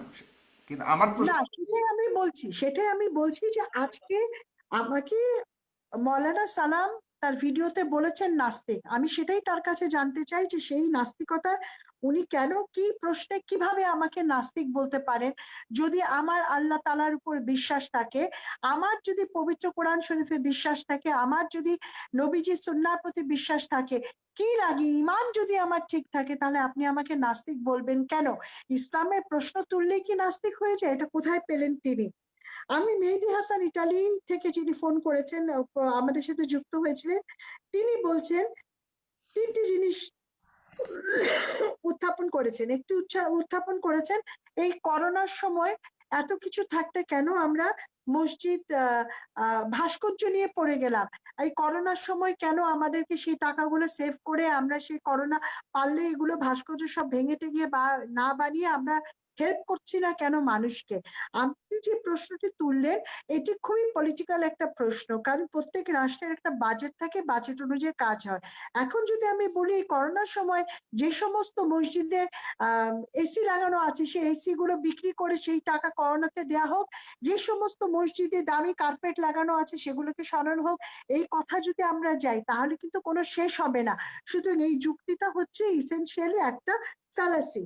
আপনি যেটা পড়েছেন, বলেছেন যে কার টাকায় এটি তৈরি হচ্ছে, হ্যাঁ এইটা আপনার সাথে আমি একমত যে আসলে এই সময় আমাদের বাজেটে কতখানি টাকা বরাদ্দ দেওয়া হয়েছে ভাস্কর্য বানানোর জন্য, কতখানি টাকা হচ্ছে করোনা নিয়ন্ত্রণের জন্য, সেই ক্ষেত্রে প্রয়োজনীয়তাটাকে আমি অবশ্যই মেনে নিব যে যেখানটাতে আমাদের প্রায়োরিটি যদি থাকে আমাদের করোনা মোকাবেলা করা, সেক্ষেত্রে এখানে যাওয়ার দরকার নাই। এবং মেহেদী হাসান ইটালি থেকে বলেছেন বেশিরভাগ লোকই বাংলাদেশে ভাস্কর্য বানানোর বিপক্ষে। উনি কি কোনো সার্ভে করেছেন? কিভাবে উনি জানলেন যে সবাই বিপক্ষে? জানি জাস্ট সোশ্যাল মিডিয়াতে কতগুলো লোক পেইড যদি তারা প্রতিবাদ করতে থাকে, তাহলে কি সোশ্যাল মিডিয়া দিয়ে পুরো বাংলাদেশ বোঝা যায়? আর শুধুমাত্র একটা গোষ্ঠী, সমাজের একটা দুটো গোষ্ঠী যদি তারা যদি প্রতিবাদ করে, তাই দিয়ে কি আমরা মেজরিটি বুঝতে পারবো? তাহলে তো এখানে হ্যাঁ বা না ভোট করতে হবে। হ্যাঁ না ভোট করে তো আমরা বুঝতে পারবো না সংখ্যা আসলে কোন দিকে বেশি। ইশতিয়াক কেরানীগঞ্জ থেকে প্রশ্ন তুলেছেন, আমার কাছে প্রশ্ন করেছেন। উনি হাদিসের রেফারেন্স দিয়েছেন যে মহানবী বলে গেছেন তার উম্মাদের যে এখানটাতে ভাস্কর্য ভাঙতে হবে। হাদিসের অনেকগুলো ব্যাখ্যা রয়েছে, তবে আপনাকে আমি সেগুলোর ব্যাখ্যা রেফারেন্স অনুযায়ী এখন না বলে আমি যেটুকু বলবার চেষ্টা করছি, আপনি দেখান তো ইসলামে হযরত মুহাম্মদ সাল্লাল্লাহু আলাইহি সাল্লাম উনি উনার মৃত্যুর পরে উনার সাহাবীরা যেখানে যেখানে ইসলাম পত্তন করেছে কোথাও যে কি ভাস্কর্য তারা ভেঙেছে কিনা একটা উদাহরণ দিবেন, আমি মেনে নিব যে আপনার কথাটি ঠিক। যেখানে পবিত্র কোরআন শরীফ আছে আপনি বলছেন আপনি কোরআন দেখালেন, আমি হাদিস দেখাবো। ভাস্কর্য এবং আরে মূর্তি বাবা, কিন্তু মহানবী সাল্লাল্লাহু আলাইহি ওয়াসাল্লাম নিজেই পবিত্র ভেঙেছেন, মক্কা শরীফের ভিতরে থাকে সেগুলিকে। হ্যাঁ, আচ্ছা যাই হোক, আমরা আমরা কোরআন শরীফকে তো হাদিস দিয়ে আটকানো যায় না। পবিত্র কোরআন শরীফের সাথে উপরে আপনি হাদিস নিয়ে যাচ্ছেন। ইশতিয়াক, আপনি কি করছেন? আপনি কি বুঝেন ধর্ম কি? আপনি কি বুঝেন যে আপনি শিরক করছেন? আপনি হাদিসের কথা উপরে নিয়ে যাচ্ছেন পবিত্র কোরআন শরীফের। নাউজুবিল্লাহ। আপনার প্রশ্নের উত্তর আমার মনে হয় আপনি পেয়ে গেছেন। জি, জি, আপনাকে অনেক ধন্যবাদ ব্যারিস্টার তুরিন আফরোজ। আব্দুল সালাম যুক্তিবাদী, আপনি বলবেন দয়া করে। জি ভাই, আমি এখন আপনাকে বলবো অনেকগুলো প্রশ্ন এসেছে, আমাকে একটু সময় দেবেন। এগুলোর যথার্থ জবাব না দিলে আমার মনে হচ্ছে যে আমাদের শ্রোতারা বিষয়টা বুঝতে পারবে না। জি, ছোট ছোট করে যদি সবগুলি বলেন তাহলে আমরা টাইমের ভিতরে আমি থাকবো। একটা একটা করে বলবো, আপনি একটু সময় দেন। আমি তুরিন আফরোজ আপাকে বলবো, উনি যেটা বলেছেন যে ক্লাস 4 এর পরে আর পড়া যাবে না মেয়েদের, মহিলাদের, এটা যে আলেম বলেছে উনি কার কাছে শুনেছে আমি জানি না, তবে এটা সম্পূর্ণ শরীয়ত বিরোধী কথা। এটা কোরআন হাদিসের কোথাও লেখা নেই যে নারীরা শিক্ষা অর্জন করতে পারবে না। হ্যাঁ, শিক্ষা অর্জন করতে পারবে, মহিলারা পড়তে পারবে, চাকরি করতে পারবে, ব্যবসা বাণিজ্য, অফিস আদালত সব করতে পারবে, তবে শর্ত হচ্ছেন হিজাব সহ করতে হবে। আল্লাহ সুবহানাহু ওয়া তাআলা বলেছেন ওয়াকরনা ফি বুয়ুতিকুন্না ওয়ালা তাবাররাজনা তাবাররুজাল জাহিলিয়াতিল উলা, যে তোমরা হিজাব পড়া ছাড়া বেপরদা অবস্থায় তোমরা ঘর থেকে বের হয় না। আপনি পড়তে পারবেন, মেয়েরা পড়তে পারবে, কিন্তু তাদের পর্দার সহিত সেই ব্যবস্থা রাখতে হবে যেখানে হিজাব পরিহিত অবস্থায় তারা শিক্ষা অর্জন করবে। তারা যেতে পারবে বাজারে কিন্তু পর্দার মধ্য থেকে, তারা চাকরি করতে পারবে কিন্তু পর্দার মধ্য থেকে। আমি আশা করি বিষয়টি আপনি বুঝতে পেরেছেন। পরবর্তী তিনি যে বিবি খাদিজা রাদিয়াল্লাহু তাআলা এর কথা বলেছেন, যে বিবি খাদিজা ব্যবসা করেছেন, তারপরে তিনি পর্দা করেননি সেই সময়, কিন্তু তার হয়তো জানা ছিল না যে বিবি খাদিজা যখন ব্যবসা করেছেন রসুলের সঙ্গে বিবাহর না, পূর্বে, আমি তখন পর্দা করিনি এই কথা কিন্তু বলিনি। আমি না আমি না না শেষ না, করবো। মৌলানা আপনি সালাম, আমার পরে আমার আমার পরে আপনি কথা বক্তব্যটা, বলেন। না না আপনার না, কথা আপনি বলার পরে আমি বক্তব্যটা কোনো কিন্তু কথা আমি বলিনি। কিন্তু, আমার না কথা আপনি বলার বলেন, পরে আপনি তো সময় আমি করে যে কথা বলুন। কথা বলি, সেই কথা আপনি আমি কেন বলেছি, বলছেন? আমি আপনি বলি তো বিবি খাদিজা আপনার হয়তো জানা হিজাব ছিল না করেছেন বিবি কি খাদিজা করেননি যখন এই কথা ব্যবসা তো বলেন। করেছেন আপনি তখন ভুল ব্যবসা, আপনি ভুল তখন ব্যাখ্যা পর্দার দিচ্ছেন। বিধান নাজিল আমি তো হয়নি। সে কথা বলি নাই। রসুলের সঙ্গে বিবাহ আমি হওয়ার বলেছি উনি পূর্বে কাজ করেছেন। আগমনী হিজাব ঘটেছে। নিয়ে কথা আপনি তুলেছেন, হিজাব নিয়ে খাদিজা কথা আমি তুলিনি। বলেছেন, এটা সম্পূর্ণ হাস্যকর। এই বিষয়টি আপনার জানা ছিল না যে তখন পর্দার বিধান নাজিল হয়নি এবং রসুলের সঙ্গে বিবাহ হওয়ার হতো আরো 15 বছর পরে সেই আল্লাহর পক্ষ থেকে রিসালাত আসলেন, তারপরে একে একে বিধান আসলেন, তারপর বিধান মানার ব্যাপার আসলো। পরবর্তীতে তিনি যেটা বলেছেন যে ভাস্কর্য আমরা যদি সম্মান প্রদর্শন না করি, পূজা না করি, এমনিতেই বানানো যাবে, এটা তিনি বলেছেন। আমি এখানে বলতে চাই যে পৃথিবীর মূর্তি বা ভাস্কর্যের সর্বপ্রথম ইতিহাস হলো হযরতে নূহ আলাইহিস সালামের জামানায়। সেই সময় নূহ আলাইহিস সালামের সম্প্রদায়ের কিছু লোকেরা সেই আমলের 5 জন সম্মানিত ব্যক্তির আবহ তৈরি করেছিলেন, রেখেছিলেন, কিন্তু ধীরে ধীরে দেখা গেল তারা আস্তে আস্তে সেটাকে সম্মান করলেন, তারপরে গলায় মালা দিলেন, তারপর আস্তে আস্তে ধীরে ধীরে সেজদা শুরু করলেন। কিন্তু আমরা যে আজকে ভাস্কর্য তৈরি করে দিনে দিনে সেটা সম্মান করব না, তাকে যে আমরা তার উপরে আসক্ত হব না, এটার গ্যারান্টি কি? আমরা তো বর্তমানে যেটা দেখতে পাচ্ছি যে এরকম ভাস্কর্যের গলায় মালা দেওয়া, আবার বিভিন্ন দিবসে তাকে সম্মান করা। আজকে তো আমরা আশঙ্কা করছি সেই নূহ নবীর জামানার মতো এরকম ভাবে আমাদের দেশের মানুষেরা সেই শিরিক এর দিকে ধাবিত হচ্ছে। সুতরাং এই বিষয়টি এখান থেকে পরিষ্কার। পরবর্তীতে তিনি যেটা বলেছেন যে পৃথিবীর বিভিন্ন দেশে ভাস্কর্য আছে। আমি তার ব্যাপারে একটি কথা বলতে চাই। আপনি যে দেশগুলোর কথা বলছেন, ইসলামিক কান্ট্রি, সৌদি আরব বলেন বা আপনি ইন্দোনেশিয়া বলেন, যে যদি বলেন সেই দেশগুলোতে ভাস্কর্য আছে, আপনারা তো এটা বলেন। কিন্তু ওই দেশগুলো যে কোরআনের আইন আছে, কোরআনের বিধান দিয়ে সমাজ চলে, চুরি করলে চোরের হাত কেটে দেওয়ার বিধান আছে। কেউ যদি ভাইয়ের সম্পদ আত্মসাৎ করে, মায়ের সম্পদ আত্মসাৎ করে বাড়ি থেকে বের করে দেয়, ভাইয়ের টাকা লুট করে, চুরি করে, তার যে হাত কেটে দেওয়ার বিধান ওই দেশে আছে, সেটা সেটা তো তো আপনারা পরের বলছেন। ব্যাপার, সেটা আরেকটা ব্যাপার, কিন্তু এটাই মানেন কিনা জিন্দাবাদ জিন্দাবাদ। দেশে আমি বলি ভাস্কর্য আছে সেটা আপনারা কোথায় থেকে যেটা আছে? দেখেন, যেটা অন্য দেশের সংস্কৃতি বাংলাদেশে আনলে ইসলাম বিরোধী হবে সেটার পক্ষে কথা বলেন, কিন্তু অন্য দেশে কোরআনের আইন আছে, কোরআন দিয়ে সমাজ চলে, কোরআন দিয়ে বিচার হয়, সেটা কেন আমাদের দেশে চান না? তার মানে এখান দ্বারা বোঝা যাচ্ছে আপনারা সুবিধাবাদ হিসেবে এই কথাগুলো বলেন। সর্বশেষ আমি ওনাকে বলতে চাই যে নবী সাহাবীরা মূর্তি ভাস্কর্য ভেঙেছেন, কোথাও প্রমাণ নেই। ওই ভাই যে ভাইটি প্রশ্ন করেছেন তাকে বললেন, আপনি তো তাহলে এটা জানেনই না। রাসূল করিম সাল্লাল্লাহু আলাইহি সাল্লাম যখন মক্কা বিজয় করলেন, সেই তো মক্কা ঘরের মধ্যে 360টি মূর্তি ছিলেন। রসুল কাবা ঘরের মধ্যে ঢুকলেন না। সাহাবীরা জিজ্ঞেস করলেন, ইয়া রাসূলুল্লাহ, আপনি কেন কাবা ঘরের মধ্যে ঢুকবেন না? রসুল বললেন, 360টি মূর্তি আছে, যতক্ষণ না এই মূর্তিগুলো বের না করা হবে, ভেঙে ফেলা না হবে, ততক্ষণ আমি নবী কাবা ঘরে ঢুকবো না। এখান দ্বারা বোঝা যায় রাসূল করিম সাল্লাল্লাহু আলাইহি সাল্লাম এর জামানায় মূর্তি ভাঙা এবং ভাস্কর্য বিরোধী শরীয়ত, এটা সম্পূর্ণ দলিল ভিত্তিক এটা করেছেন এবং এটা কখনো জায়েজ হতে পারে না। এবং পরিশেষে আমি যে দলিলগুলো আপনাদের মধ্যে উত্থাপন করতে চাই, যে প্রিয় ভাইটি একটি ফোন করে দলিল দিয়েছেন মুসলিম শরীফের 669 নম্বর হাদিস, যে রাসূল বলেছেন যে সমস্ত মূর্তি ভাস্কর্য এমনকি উঁচু কবরগুলোকে তোমরা সমান করে দাও। এটা মুসলিম শরীফের 669 নম্বর হাদিস। আবু দাউদ শরীফের 4158 নম্বর হাদিস, রাসূল করিম সাল্লাল্লাহু আলাইহি সাল্লামের ভাষায় হযরতে জিবরাইল আমিন আলাইহিস সালাম এসেছেন, কিন্তু তার ঘরে বা ঘরের দরজায় মূর্তি ভাস্কর্যের আবহ প্রকৃতি দেখে তিনি ফেরত চলে গেছেন। তার মানে এখান থেকে পরে হাদিসে রাসূল বলেছেন যে যেখানে মূর্তি থাকে, ভাস্কর্য থাকে, সেখানে আল্লাহর রহমতের ফেরেশতা আসে না। পরবর্তী যে হাদিসটি বুখারী মুসলিমের 606 নম্বর হাদিস, রসুল বলেছেন কিয়ামতের দিনে সবচেয়ে বেশি শাস্তি তারা পাবে যারা মূর্তি বা ভাস্কর্য তৈরি করবে। আমি তো বলি বাংলাদেশে বিপদে সবচেয়ে বেশি আছে তারা, যারা এই সমস্ত আপনার কথিত বুদ্ধিজীবী নামের বুদ্ধি প্রতিবন্ধীদের কথা শুনে মোড়ে মোড়ে ভাস্কর্য তৈরি করছেন, মূর্তি তৈরি করছেন, এরা বেশি বিপদে আছে এদের চাইতে। তার কারণ এদের শাস্তি হবে বেশি। অন্য হাদিসে এসেছে রাসূল করিম সাল্লাল্লাহু আলাইহি সাল্লাম বলেছেন, হাসরের ময়দানে যারা মূর্তি তৈরি করেছে, ভাস্কর্য তৈরি করেছে, এদেরকে আল্লাহ বলবে যে তোমরা যে মূর্তি আর ভাস্কর্য বানাইছো, দাও এদের ভেতরে জীবন দাও, রুহু দাও। তখন তারা কি জীবন দিতে পারবে? পারবে না। তাদের শাস্তি হয়ে যাবে জাহান্নামের ভেতরে। সুতরাং এতগুলো হাদিস এবং কোরআনের রেফারেন্স পাওয়ার পরেও যারা ভাস্কর্যকে বা মূর্তিকে জায়েজ প্রমাণ করতে চায়, আমার মনে হয় নিঃসন্দেহে এটা জোরাজুরি বা তাদের কোনো স্বার্থন্বেষী, কোনো স্বার্থের জন্য বা কারো মনোরঞ্জন করার জন্য বা কারো চাটুকারিতা করে একটু পপুলারিটি হওয়ার জন্য, আমার মনে হয় তাছাড়া আর কিছুই নয়। আমি আগের যেই কথাটি ফিরে যেতে চাই যে এসপি সাহেব সহ যারা আজকে আলেমদের এই ভাস্কর্য ইস্যুতে রাগান্বিত হয়ে আলেমদের ঘাড় মটকে দিতে চালেন, বুড়িগঙ্গায় ভেসে দিতে চালেন, আলেমদেরকে লেজ কেটে দিতে চালেন, আবার নিক্সন সাহেব তো বলেছিলেন যে আসেন মাঠে খেলা হবে, এমন ভাষাও তো ব্যবহার করেছেন। কিন্তু আমরা স্পষ্ট করে বলতে চাই, আপনি যে খেলতে চান, আমরা তো সব জায়গায় খেলি না। খেলার যোগ্যতা অর্জন করুন, আপনার কাদের সঙ্গে খেলতে চান। আলেমদের যোগ্যতা মান সম্মান আপনাদের জানতে হবে।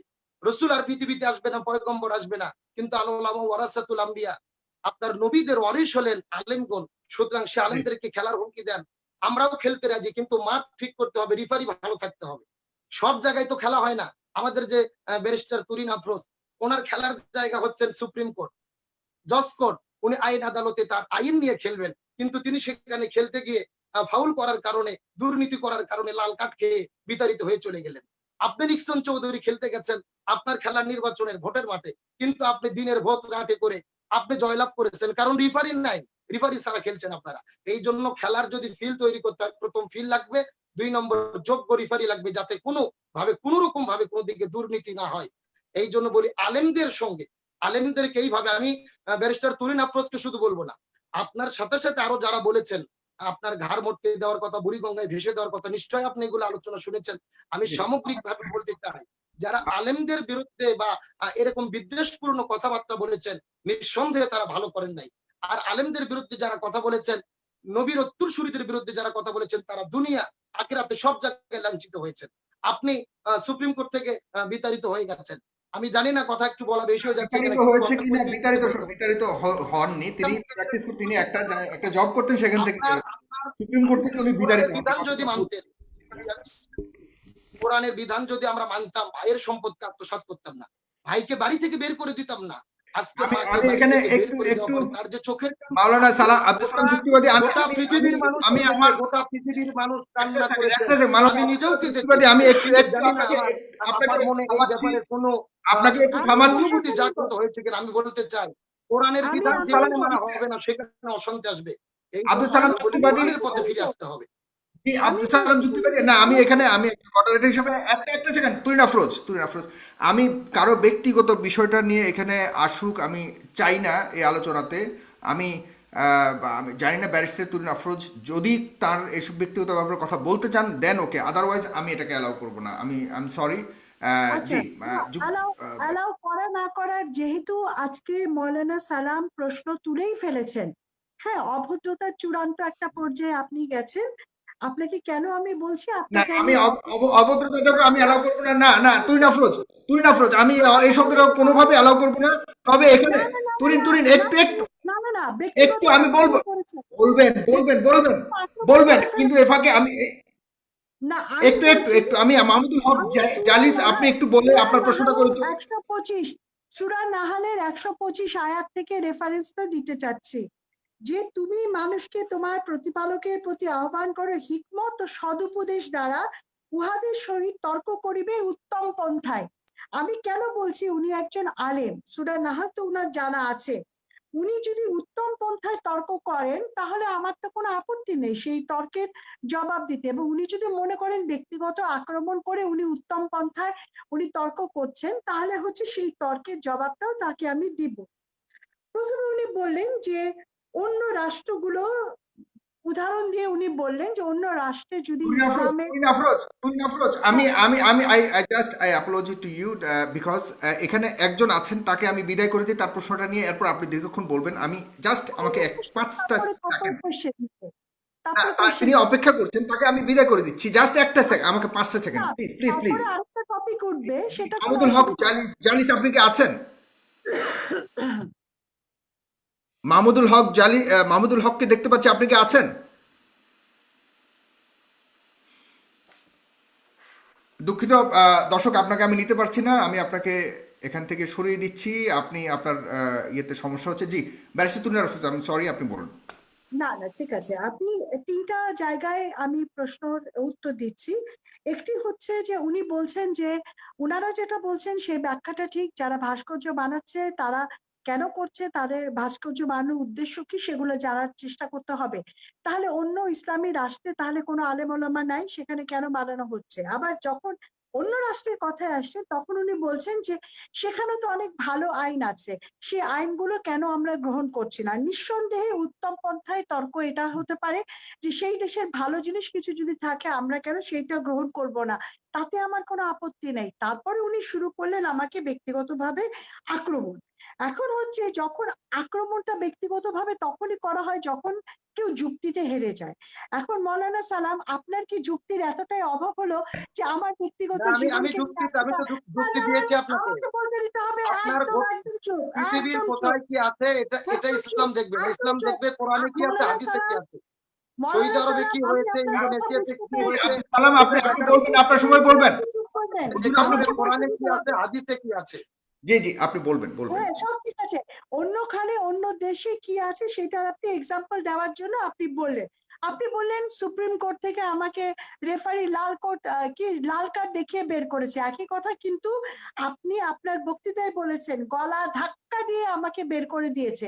তার মানে আপনি মনে করেন যে পৃথিবীতে যদি কেউ কোনো খারাপ কাজ করে সেইটার দায়িত্ব হচ্ছে পৃথিবীর কেউ নেয়, আল্লাহ তাআলা কোনো পাপের সত্য মিথ্যা দেখেন না নাকি? তা আল্লাহ তাআলার সবাই এখানটাতে, তাদেরকে আপনি তো শিরকের কথা বলছেন, অন্য লোকদেরকে শিরক করার কথা বলছেন।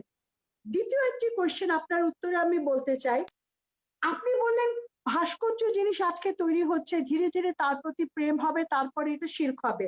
মৌলানা সালাম, আপনাকে এই অনুষ্ঠানের মাধ্যমে আমি বললাম আপনাকে আমার খুব পছন্দ হয়েছে, আপনাকে আমি আই লাভ ইউ বললাম, তাহলে কি এটা শিরক হবে কি হবে না এটার উত্তর বলবেন। মৌলানা সালাম, আপনাকে আমি Turin Afroz I love you বললাম কারণ আপনার আমার ভালো লেগেছে, আপনি অনেক পড়ালেখা করেছেন, আপনি দেখতে সুন্দর, আলহামদুলিল্লাহ অনেক সুন্দর মানুষ, আপনাকে আমি আই লাভ ইউ বললাম। তো এটা কি হয়ে গেল? এটা শিরক হয়ে গেল নাকি এটা একটা মানুষ এটা এটা আরেকটা এটা এটা এটার জবাব এখনই দেই, আপনি সময় দেন আমাকে।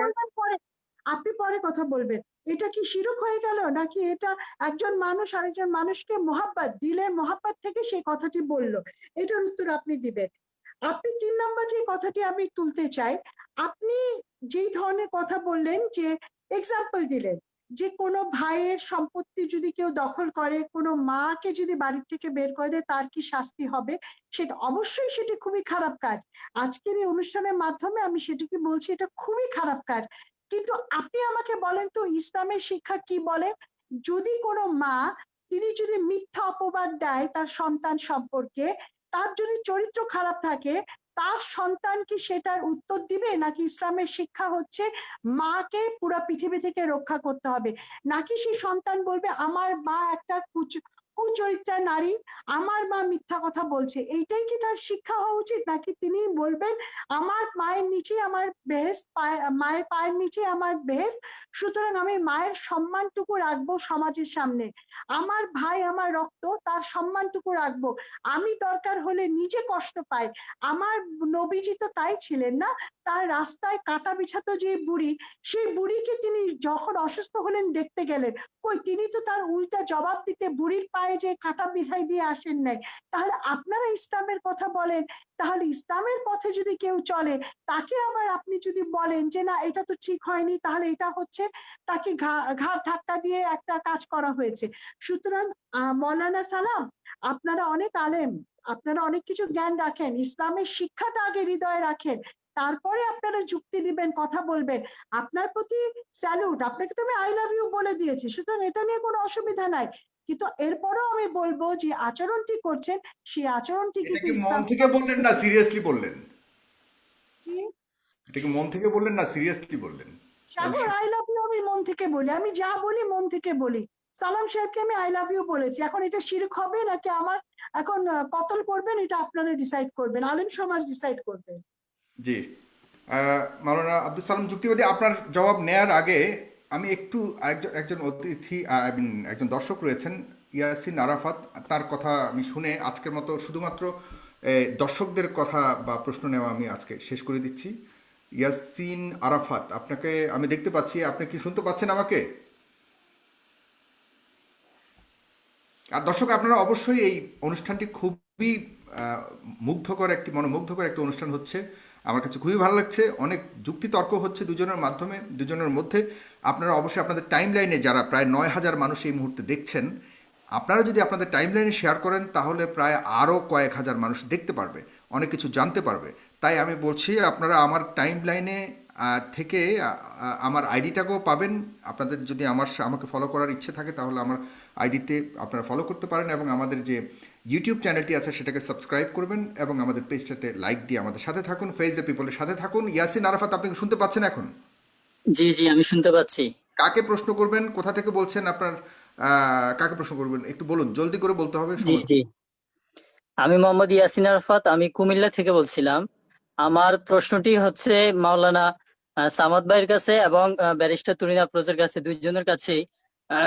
তো আমরা সমসাময়িক দেখছি যে আমাদের যে সংস্কৃতি সভ্যতা, যেটাকে আমরা ওয়াজ মাহফিল বলে থাকি, আমরা দেখতে পাচ্ছি বেশ কিছু সারা দেশ সহ বেশ কিছু জায়গা আমাদের ওয়াজ মাহফিলে অনেক ধরনের বাধা আসতেছে।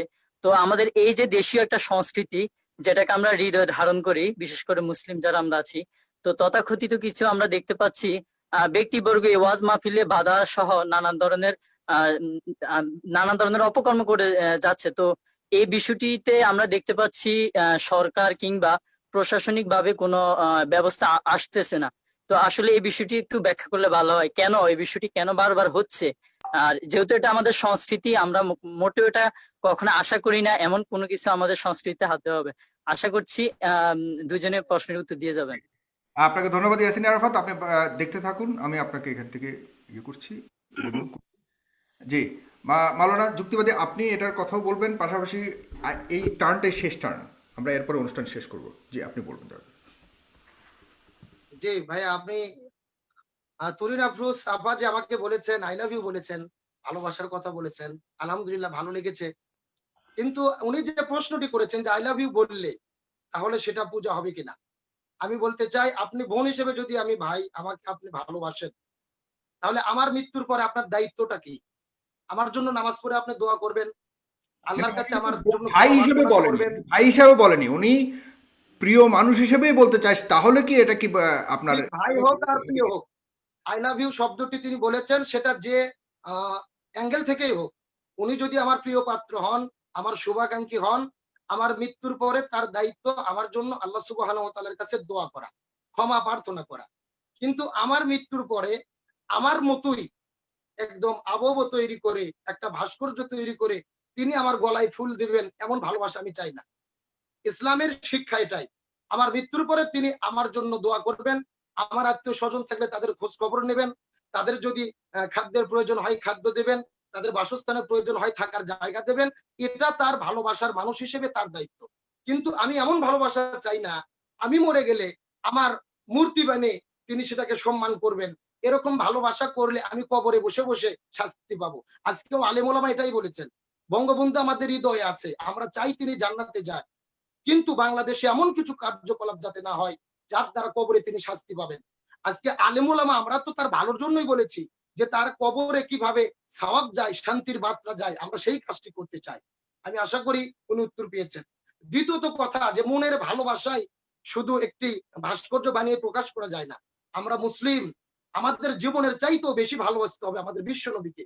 রাসূল বলেছেন লা ইউমিনু আহাদুকুম হাত্তা আকুনা হাব্বা ইলাইহি মিন ওয়ালিদিহি ওয়া ওয়ালাদিহি ওয়ান নাসি আজমাইন। রাসূল বললেন তোমাদের জীবনের চেয়ে সম্পদের চাইতে আমি নবী আমাকে বেশি ভালোবাসতে হবে। আল্লাহ বললেন কুল ইন কুনতুম তুহিব্বুনাল্লাহা ফাত্তাবিউনি ইউহিব্বুকুমুল্লাহ ওয়া ইয়াগফির লাকুম যুনুবাকুম আল্লাহু গফুরুর রহিম।